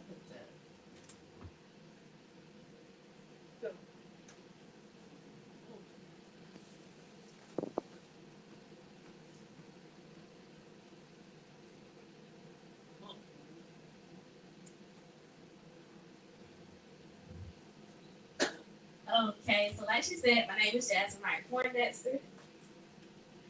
And today I am actually going to present to you something that you may not know you're missing in your business. But before I do that, I really want to ask you a question, and you probably already know the answer, but I want to ask you, when you're walking into a business or you're making that phone call to call that business, who is the person that answers the phone? Who is the person that greets you when you walk through the door and say, hey, how can I help you today? What it is that you're looking for? Anybody want to take a shot? Assistant? Yeah, okay. So, yes, it's the assistant, it's the receptionist, or the administrative assistant that's working in the office. Administration is very important in business. They are the people who, of course, greet you, but they're the ones who know everything about the business. They can give you answers, they can direct you to the right department, they can get you what you need. So today we're going to be talking about that. And I know that within the past few years, or 2 years actually, virtual assistants has been in high demand. Especially all of these new entrepreneurs coming up. VAs have been so important to the point companies have started creating positions in their businesses for these. So we're going to get into the presentation. First, I want to let you know what a VA is. Before I got into this industry, I didn't even know VA existed. So I had to do my own research first, and then after talking to clients and potential clients and just people, no one knew what that term was. So VA, it stands for virtual assistant, and they are independent contractors who serve you in your business with your general admin support, social media management, graphic design, you name it. All right, so here, if you look up at the slide, I'm just gonna put this down. Here, if you look up at the slide, I have listed 3 different ways a virtual assistant can help you in your business. And if you look at the premium tier 3, you can kind of see that they can do just about anything. They can save you some time, money, increase your productivity, give you more flexibility in your business. I mean, if I was a business owner, which I am, I want that. I want more freedom in my business. So some of the ways that a virtual assistant can help you are general administration, social media management, marketing, advertising, graphic design, video editing, customer service and sales, and so much more other things. So here, if you are a business owner, you're thinking about being a business owner, we do a lot of things by ourselves. And it can get overwhelming. It can get a little bit stressful, and it makes you sometimes feel discouraged because it seems like, oh my gosh, I don't have enough time in the day to get this completed. So here are a few tasks that you can delegate out to VAs, and they can help you. You got copywriting, content research, and that's a big one these days because everybody's on social media, and you want to make sure that you're grabbing your audience attention. You want to make sure that you're getting the engagement. You have SEO optimization, which is your website. You want to, when people Google your name, Google your business, you want that to pop up first. You want them to be able to get to your website so they can access your services or your products. So VAs can help you with that in the background. You have invoice management. You want to make sure you get paid on time. You want to make sure that your clients are being invoiced timely. You have email and inbox management. This one, you know, I know, 10 to 20,000 emails can get overwhelming. And in those emails, you got people inquiring about your business. So you're missing them because you have to take the time, and that can take a whole day within itself if you got a bunch of emails. And your inbox management, that is constantly going on. They want to know how they can purchase. They got questions that is on the website, and the answers are on the website, but they want to ask you directly. So a virtual assistant can actually be the one responding to these emails, clearing out your emails, sorting your emails, and making sure that they are providing that customer service that you want to put out to your potential clients or customers that can answer those questions for them in the inbox. Next, we have calendar management. And if you are a parent or if you have a spouse, everybody got their own calendars. I grew up in a house full of girls, okay? All of us did their different things. I cheered, she played softball, the other one, my mom had her own thing, my dad had his own thing. So and this is part of the reason I am so organized today. That calendar is on the refrigerator. It is on the stand when you walk in the door. Go look at the calendar. My dad be like, what we got today? Did you look at the calendar? So calendar management, your VA can help you keep that in sync. If you are a speaker, if you are a coach, someone wants to interview you or get with you about your services, I'll direct you to my VA. They can tell you.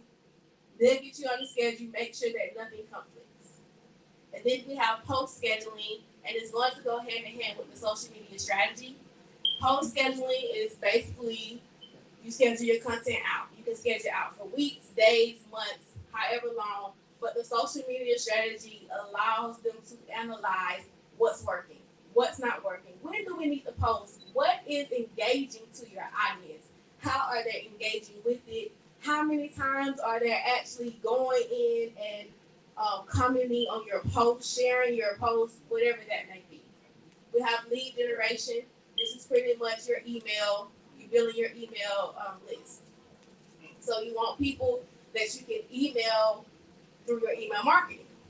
You want people that you can contact. You want to have that list because, believe it or not, if social media shuts down, what do you have?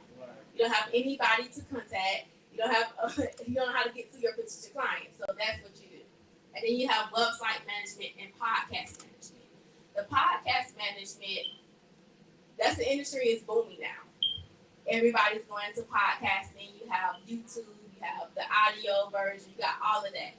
Virtual assistants can help with editing the audio. They can help you with breaking down that content, putting it out on TikTok, putting it out on Instagram, stories, reels, whatever it needs. That's what they can do. So you may be wondering, okay, this is amazing. I need to hire a VA like yesterday. So here I have listed 6 things that I'm going to go through about what to look for when you're hiring a virtual assistant. And the first thing is value. Your business is already valuable. The content that you're putting out is valuable. You want someone who can add to that value. You want someone who can multiply it or make it better. 2 is the skills. 9 times out of 10, when a virtual assistant is in the industry, they already possess that skill. They already know how to do the work. So you want to make sure the skills that you need within your business that VA actually possesses. 3 is growth. This can go 2 ways. You want to make sure that the virtual assistant is always willing to grow. In the VA industry, when you're working with clients, there's so many different platforms out there and so many different systems. None of my clients use the same thing. So you have to constantly be on your toes and be willing and ready to learn something new. But you want to also know where you are in your business. If you are in your business and you are high demand, it's growing rapidly, you need someone who's seasoned. You need someone who can jump in and go. But if you're just, at the top of it, you can get a VA that can take a few hours to catch something, learn something new, and run with it. But growth, it goes both ways for you and your business. You want to think about long term. If you want someone to grow, some VAs gain clients and they go up to an OBM. That means online business manager. Now that VA is training the other VAs that company may have hired and they're overseeing those virtual assistants. 4 is support. This is why we are virtual assistants. We're here to support you in your business. We're here to make sure that we are helping you we're helping you stay level. We're helping your business operate smoothly so that you can live freely and be stress-free and actually enjoy your life that you created for you and your family. 5 is connection. This is a huge one. And it's one of the most things that's important to me. When I'm working with my clients, I have to have that relationship with them. I have to be able to connect with their vision. I have to be able to be in alignment with what they're doing so that I can better serve them. And when you have that connection and you have a virtual assistant who can see where you're going, oh, they can help elevate. They can help you execute the plan with no problem. And the last thing leads me to communication. You have to have an open line of communication. When your virtual assistant understands the direction you're going in, the results that you're looking for, now they know how to help you. Now they know how to assist you. Now they know what to go research so that you can get the results. So I did research for this presentation, and I looked up how virtual assistants, how much they really help you in your business. And it said they can save you 7-8% in operating costs. Now, to me, that sounds good. I can save 78% by hiring a VA. By investing, I can save money. So that is something I want you to keep at the front of your mind. And I want to go over the financial benefits of actually hiring a virtual assistant. When you're hiring a VA that's independent, you don't have to worry about paying them taxes. They pay their own taxes. They're paying their own. The second thing is they have their own laptop. They have, if they're working, you ain't gotta pay for no bills. They got it all. They can only pay for services. Next thing is benefits. And we know when you work in a 9 to 5 and you're adult, you're grown. I had to learn you gotta pay for insurance. I'm on my own insurance. I gotta pay. Now I gotta pay health insurance. You worry about it. They do that. And if they're working through a virtual assistant company, the virtual assistant company got it. Last thing is paying for the hours needed. When you're paying an independent contractor that is a VA, you only pay for the hours that you need for your business. So if that's 20 hours a month, that's all you pay for. So you still saving money because now you don't have to provide or pay them 40 hours a week like a normal 9 to 5 job. Where can you find one? Couple of places you can find a virtual assistant. You can look for them through a virtual assistant company, like I mentioned before. You have Facebook and Facebook groups, and I'm not gonna lie, Facebook can get a little tricky. You have VAs that are hanging out in business groups, and then you have virtual assistant groups. Yeah. Mind you, and I've seen it and I've done it, you post that you're looking for a VA. Know that you're about to get swamped with comments and DMs. And if your comments and DMs are already full, your notifications going off and you can't find nothing, don't do that. Don't do that. You can go to Instagram, you go to LinkedIn, Fiverr, or Upwork. All of these are great platforms. Now I said all that to say, just come on to my bass and cook. That's my company, okay? Here, we are more than your virtual assistant. We are your business partner, okay? We don't just take your work and do it and give it back. No, we dissect. We feedback. We give you ideas, solutions. We handle your general administration, social media management, graphic design, website design, website management, and a couple of other services, okay? Just come to us.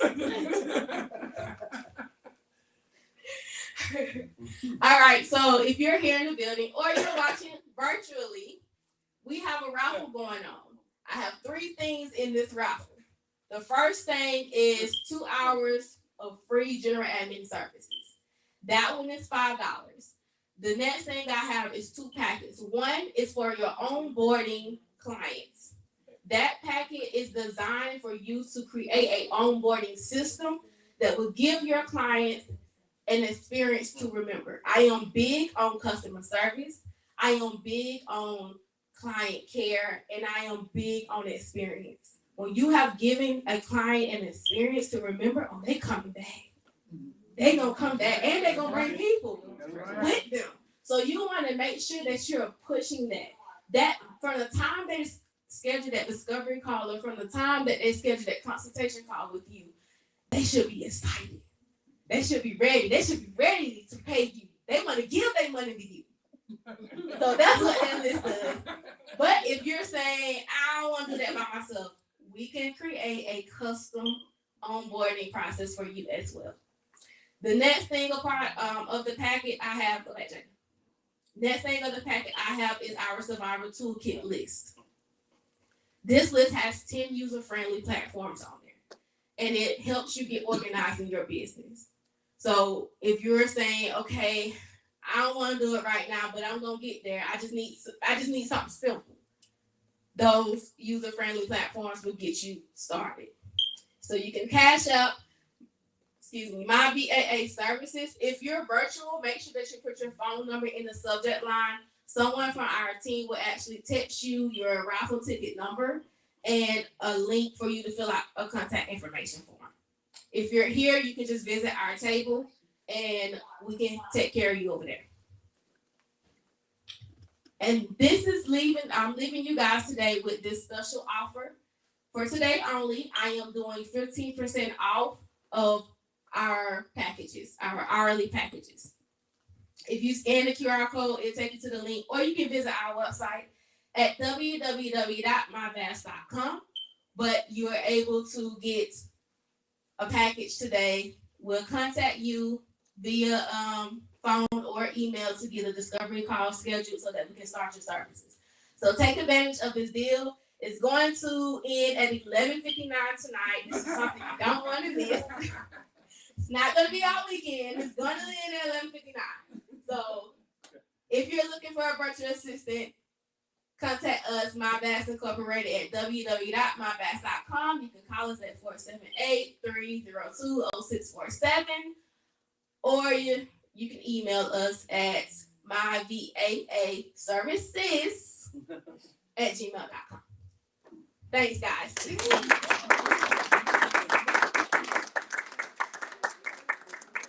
Awesome. Y'all give it up for Miss Jasmine. Awesome. So now y'all know what a BA do, okay? Listen, it is a need, okay? Some people say necessity, okay? All right, you guys, y'all give it up for her. That was awesome. That was awesome. All right, so we actually have someone in the building who owns a CDL school. Her name is Michelle. She's gonna come up and talk a little bit about that. She's the first Black female. Come on.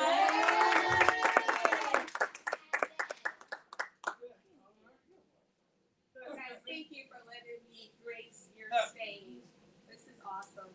So, I'm getting used to saying that now. I know it sounds like really crazy, but I'm getting used to saying that I am the first Black female to own a truck driving school in the state of Georgia. So, it's a really big deal. That's a really big deal. But all the glory goes to God. None of that belongs to me. I think simply, if I put it simply, I think it's just my ability to be strictly obedient to the Lord. I don't question anything. If he says go, 4:00 in the morning, I go. He says go look at a new truck, I'm going. He says go talk to this person, I'm going. I really don't. I don't have a lot of, I do cry a lot, so I'm like, God, I don't want to go. I don't want to do that. Go send somebody else. But then I'm always like, okay, God, all right, I'll do it. And then I've argued with him a lot. I'm like, if I fail, the people are going to blame you. Right. So I'm going to go, but I'm going to put your name first, and the people are going to say you did. So nobody's going to be able to blame me. They're going to blame you. So that's one of the things I've learned in this is to trust him with everything that I have. We have grown this business. So a little background about the business. My oldest son was arrested for armed robbery. And he had a 7-year bid. And while we were driving and coming back home to come and visit him while he was in prison, I just didn't know what to do. I just knew that he was my baby and he was in a position that I could not help him. So if something happened, where would I be? What would I do? And so I asked God. At that point, I said, I'm a warrior too. So let me say this. I was like, okay, so the devil came up in my house. I need to go in his. Like, I'm not taking no games. Like, how you gonna just come up in here and take my baby? So now I had to go in and figure out, God, how do I now stop the recidivism? How do I do this? What do I do? So we started a truck driving school, and we intentionally our intention was to only train people that were coming home from prison. We never ever wanted to train anyone on the regular world. Like, we just thought they already had the ability to go get a job and do whatever it is they needed to do. So our focus was those that were coming home from prison, getting them back together. And so I had my son go and talk to people that were getting ready to come home. You know, and I'm like, hey, when you at child hall, let them know I'm out here. Let's go. You know, if they need some money on their books, let's talk to them real quick. Let's get them rolling.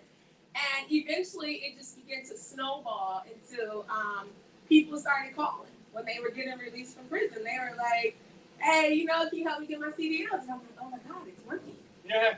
People are coming. So then we ran into another problem where the people wanted a CDL, but they didn't have a place to stay while they were training. Because, you know, having a felony it's not an easy thing to come out with a felony and then go get a safe place to live. So now we had another problem. So at the time we had that problem, my husband was renovating the basement for his his whole man cave. And I agreed. And then one night the Holy Spirit told me, no, this is not a man cave. It is going to be a shelter. And I was like, this man gonna leave me if I tell him this man gonna say, give me the divorce papers right now. I am not doing this. So I told him, and his exact words to me was, man, I'm tired of God talking to you. He need to talk to me too. Because I'm the man of the house, he need to tell me what's going on. So eventually he I went to God and I was like, well, you got to talk to him like you had the angel talk to Mary, because he's not listening to me. So he's not going to let no other men come up in this house. But as the Lord talked to him and God began to deal with him, he said, okay. And so it led to us renovating the entire basement to where we started bringing people into the home. And we would train them and they would live with us, and then we would send them on the road. And then it just got to where we got so used to them, it was like, there's no need for them to stay in the basement. They can stay in their regular living quarters. And people used to ask me all the time, we'd be out to dinner with people, high esteemed people, and they loved the trucking school idea, but then when they would hear that these people live with us, it was like, are you crazy? You literally got murderers living in your home, rapists, and all that. I'm like, I mean, God forgive everybody, right? I didn't know there was a certain stipulation to what you can do. So we did that, and eventually they started telling their families and other family members, and it snowballed into something where now we became like a pillar in the community, where people know that we're not just a second chance school, we're first chance school. Because some of these people never even had the first chance. Wow. So we can't offer them a second chance, they have the first chance. So we're like a first chance for them to really start from right here, no matter what happened, and just start over. This is it right here. So and now I can say God has done it. We're living this place where it's just peace, it's sovereignty, and God has done it. He's kept his word. He has done everything that he said he was going to do. He didn't leave out a period, a but. There was nothing to question. And even when things don't go right, and I was just telling Shay, that's why I'm like, I'm gonna get her when we get out of here. But I was just telling her when we were driving up here, I said, man, you gotta use faith, okay? And faith to me is money. Faith is money. Because faith tells me I already got it. No matter what the bank tells me. It doesn't matter what anybody, I already got it. God already worked it out for me. So we go into this new building. The building to get in is $10,000 up top. And it's raggedy. And I'm like, God, it's gonna take money to get this building up to par. So to get the building up to par was another $15,000 on top of the 10. Then to paint it was another 5. And then we had to knock down trees, which was another 15.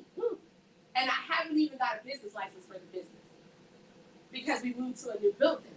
So I'm like, so you just want me to drop almost $50,000, and the city ain't even told me yes.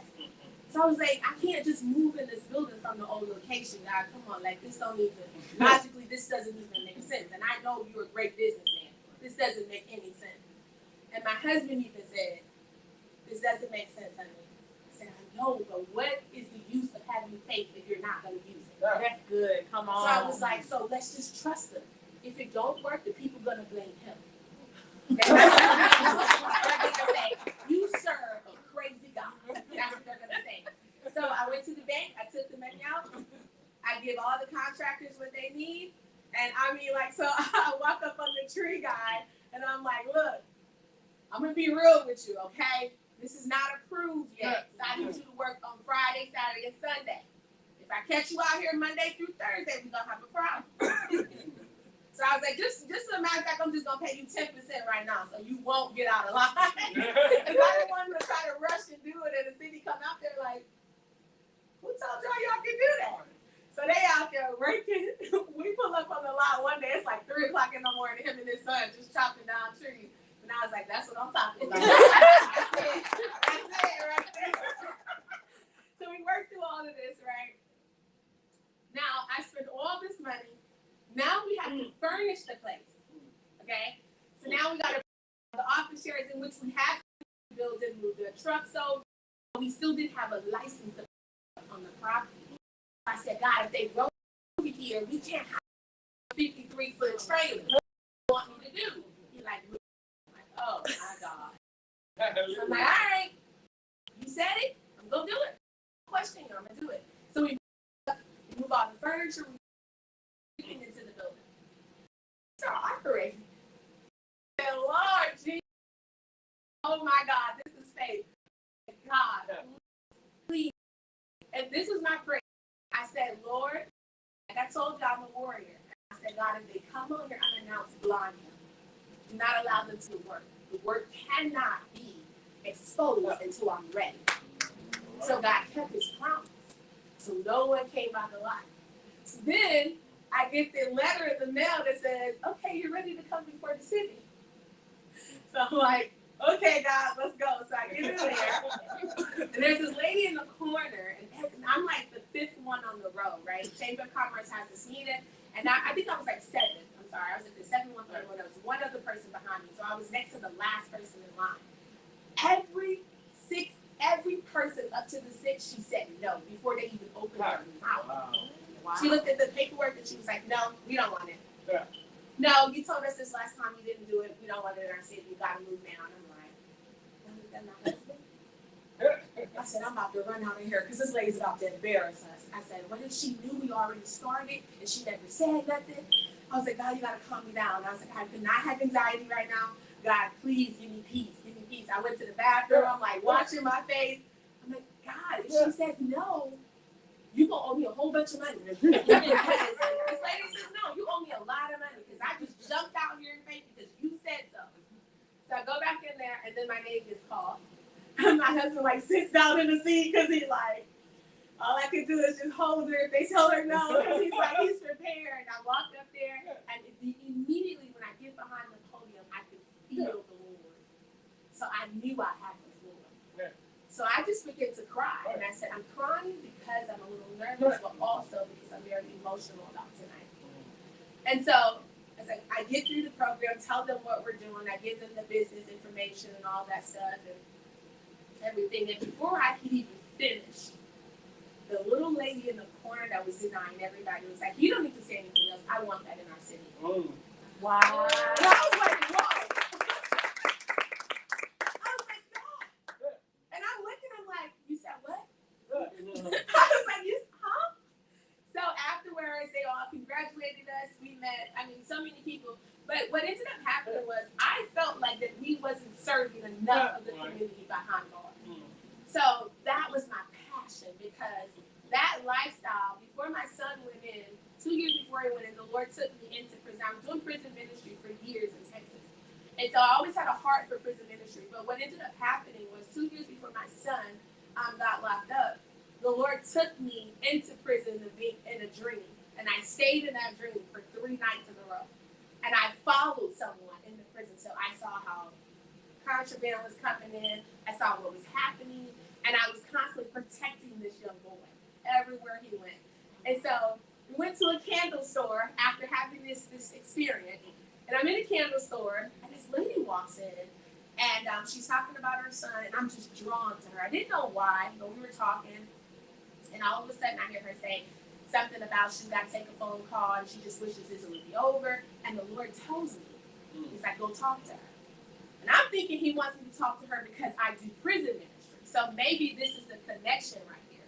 So I go and I talk to her and she starts telling me her story about her son being in prison. He's getting ready to come home. And lo and behold, she pulls out a picture of this baby. And it's the boy that I've been following in the spirit for 3 days.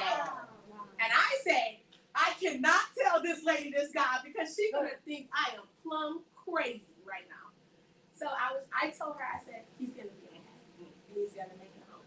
Because she was so worried about these last couple of months. He's getting in trouble, he might not make it home, all this stuff. So lo and behold, I didn't tell her who I was. I just told her what the Lord told me. I did not express to her any of the dreams because some people think we're weird like that.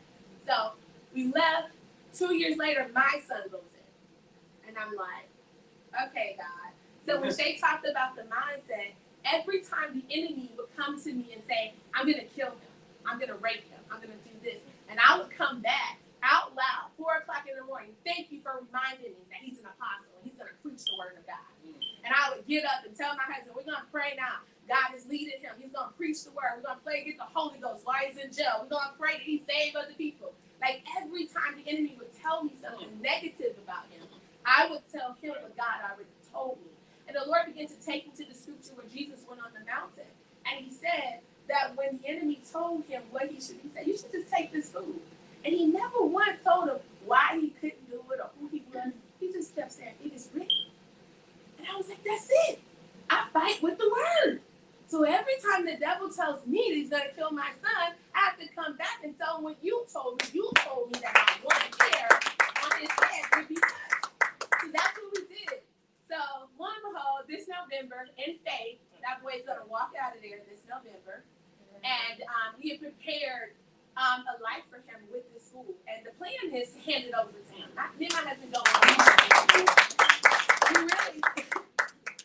we really just want him to see that this part of his life was a sacrifice, that we're showing him that Joseph still lived. They live and breathe right now. So this part of him going into prison was his Joseph experience.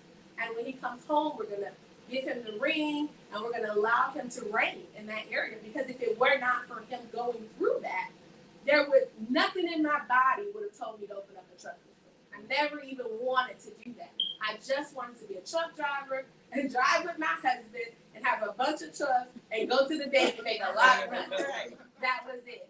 So needless to say, the entrepreneurship, like I never knew that that's who I was. I just trusted the Lord. And so eventually God just took this little $500 dream that I had and he turned it into $1 million company.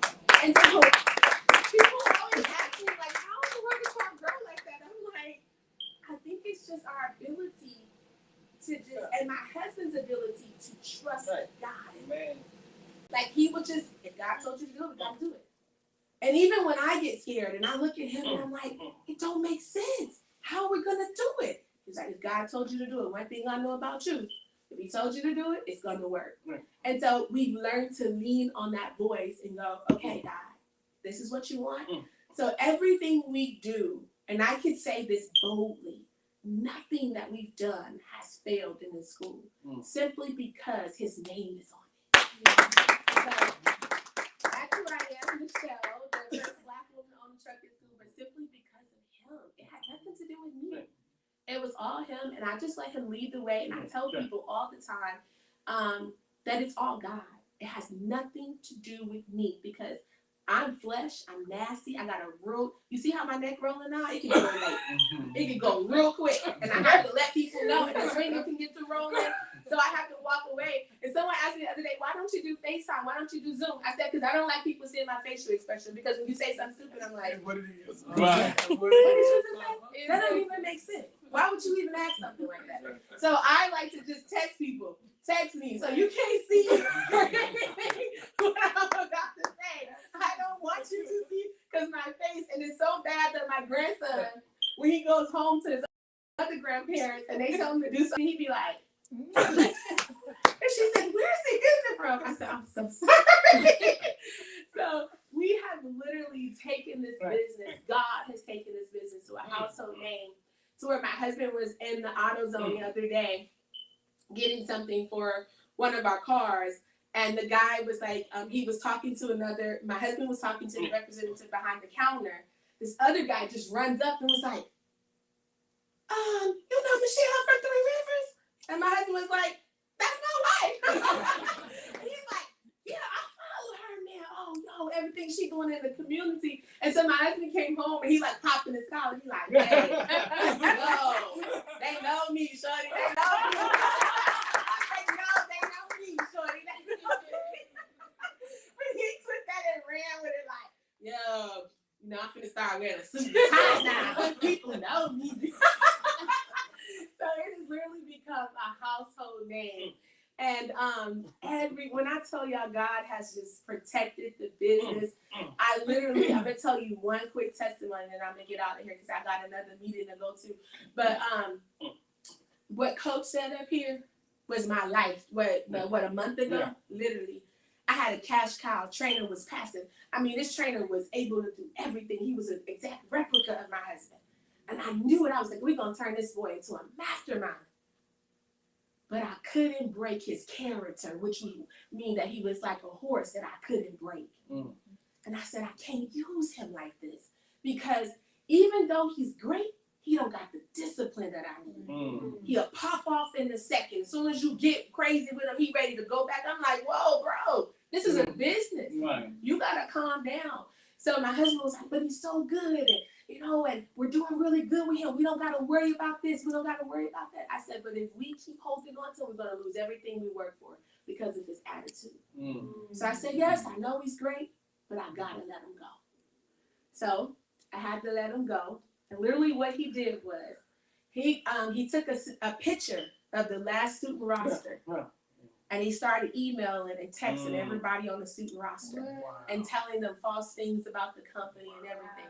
So, it didn't hit me. The wave of what he didn't hit me until after he had been gone, 30 days? You know, all of a sudden it flushed down. People stopped calling. The phone stopped ringing. The reviews went all the way down. And I was like, whoa, what just happened, God? And the Lord reminded me. My spiritual mom called me in Florida and she said to me, he's going to eat every word he spoke. So just keep moving. So then he comes to me. He went and he did get his license eventually. So he comes to me the other day and he says, I want to apologize to you. And I thought it was cute. I said, I do accept your apology. I really do. I said, but let me tell you something. You ain't stopped nothing. This is God's business. This ain't got nothing to do with me. So don't apologize to me. Now you need to repent because you crossed the line in the sand that you shouldn't have crossed when you deal with me. And the other people that he talked to, they didn't even come and get their license because they were upset and they were going through this stuff with him or whatever. And I said, so not only do you need to repent, because see, people think you can just repent and you can move on with your life, but you don't understand you hurt somebody. Go back and deal with that and let them know, you know what, I was wrong. I should not have done that. So I said, now that you've apologized to me, repent to God before your life be taken, number one. Then number two, I need you to go and talk to everybody that you spewed that foolishness out and tell them to come and get their license because you've hindered their financial ability to come out of poverty. And that's why we're here. Wow. So that's our story. Thank you so much.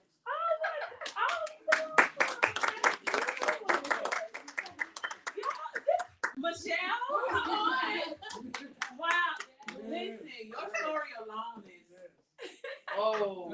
Y'all started? Like, she was just a guest. Like, girl, Shay, I see you, girl. I see you. Man.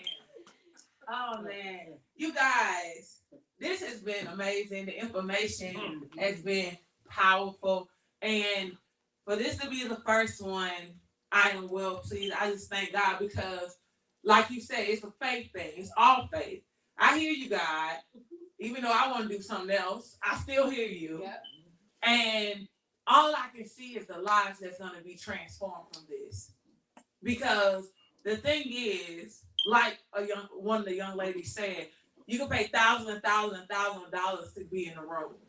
You pay thousands of dollars, but you only get a little bit because people don't want to tell you. They don't really want to give you plug. Can we just be real? They don't want to tell you how they got where they really got. And when you are sitting around people that are impactful, it's like, okay, I'm humble enough. I don't want you to know my income. I'm humble enough. I don't want you to really know what really goes on. But I do want to impact you and let you know that your life can change. And know that I'm doing it, but I don't want to be boastful for it because, like you said, it's God. And when it belongs to God, when you are led by your spirit, you're not boastful. You're not boastful. And I'm going to be real. We're in a day and time now, social media, we see a lot of boast. And it's confusing people. And a lot of people are going into entrepreneurship because it's like, okay, I want the bag. I want all of this, right? But not realizing the truth be told, all of it is not honorable. And all of it is not done with integrity. But when you get around people that have integrity, and you're able to fulfill the things that you know you're destined to fulfill, you attract those that have integrity. And that, what I'm learning is that room ain't big. That room is not big. Because if it was really big, it really wouldn't be no reason for impact.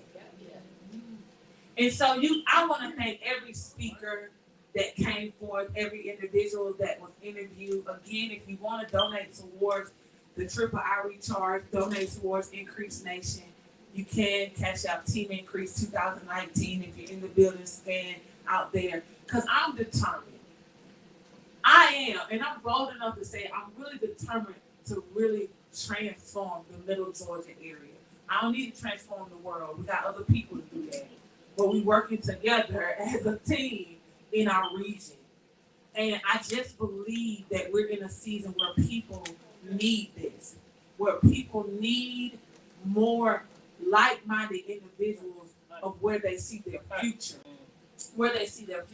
So you guys, I hope you enjoyed today. I hope you grabbed your nuggets, grabbed your gems, grabbed your keys. I hope you did all of that. I do. And I hope you take advantage of the virtual assistant, my badge.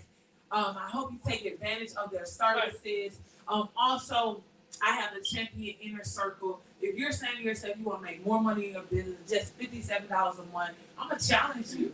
I'm going to put you in the Champion Inner Circle, and you're going to compete with the businesses inside of this group coaching so that you can meet the numbers for yourself, for your family. Because I just believe, like Myron Golden says, you can have $10,000 days, $20,000 days, $30,000 days.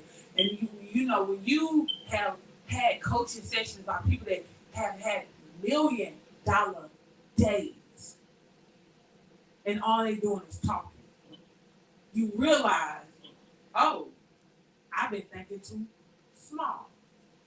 You have the ability to think bigger because especially if you're an impactor, you want your life transformed, you got to make more money because more money allows you to impact more people. And allows you to transform the lives of those raising tomorrow. So you guys, I am Tamira Bell. Thank you. We will be back tomorrow for the last day of the Triple I Recharge at 2:30 p.m. Blessings to you all.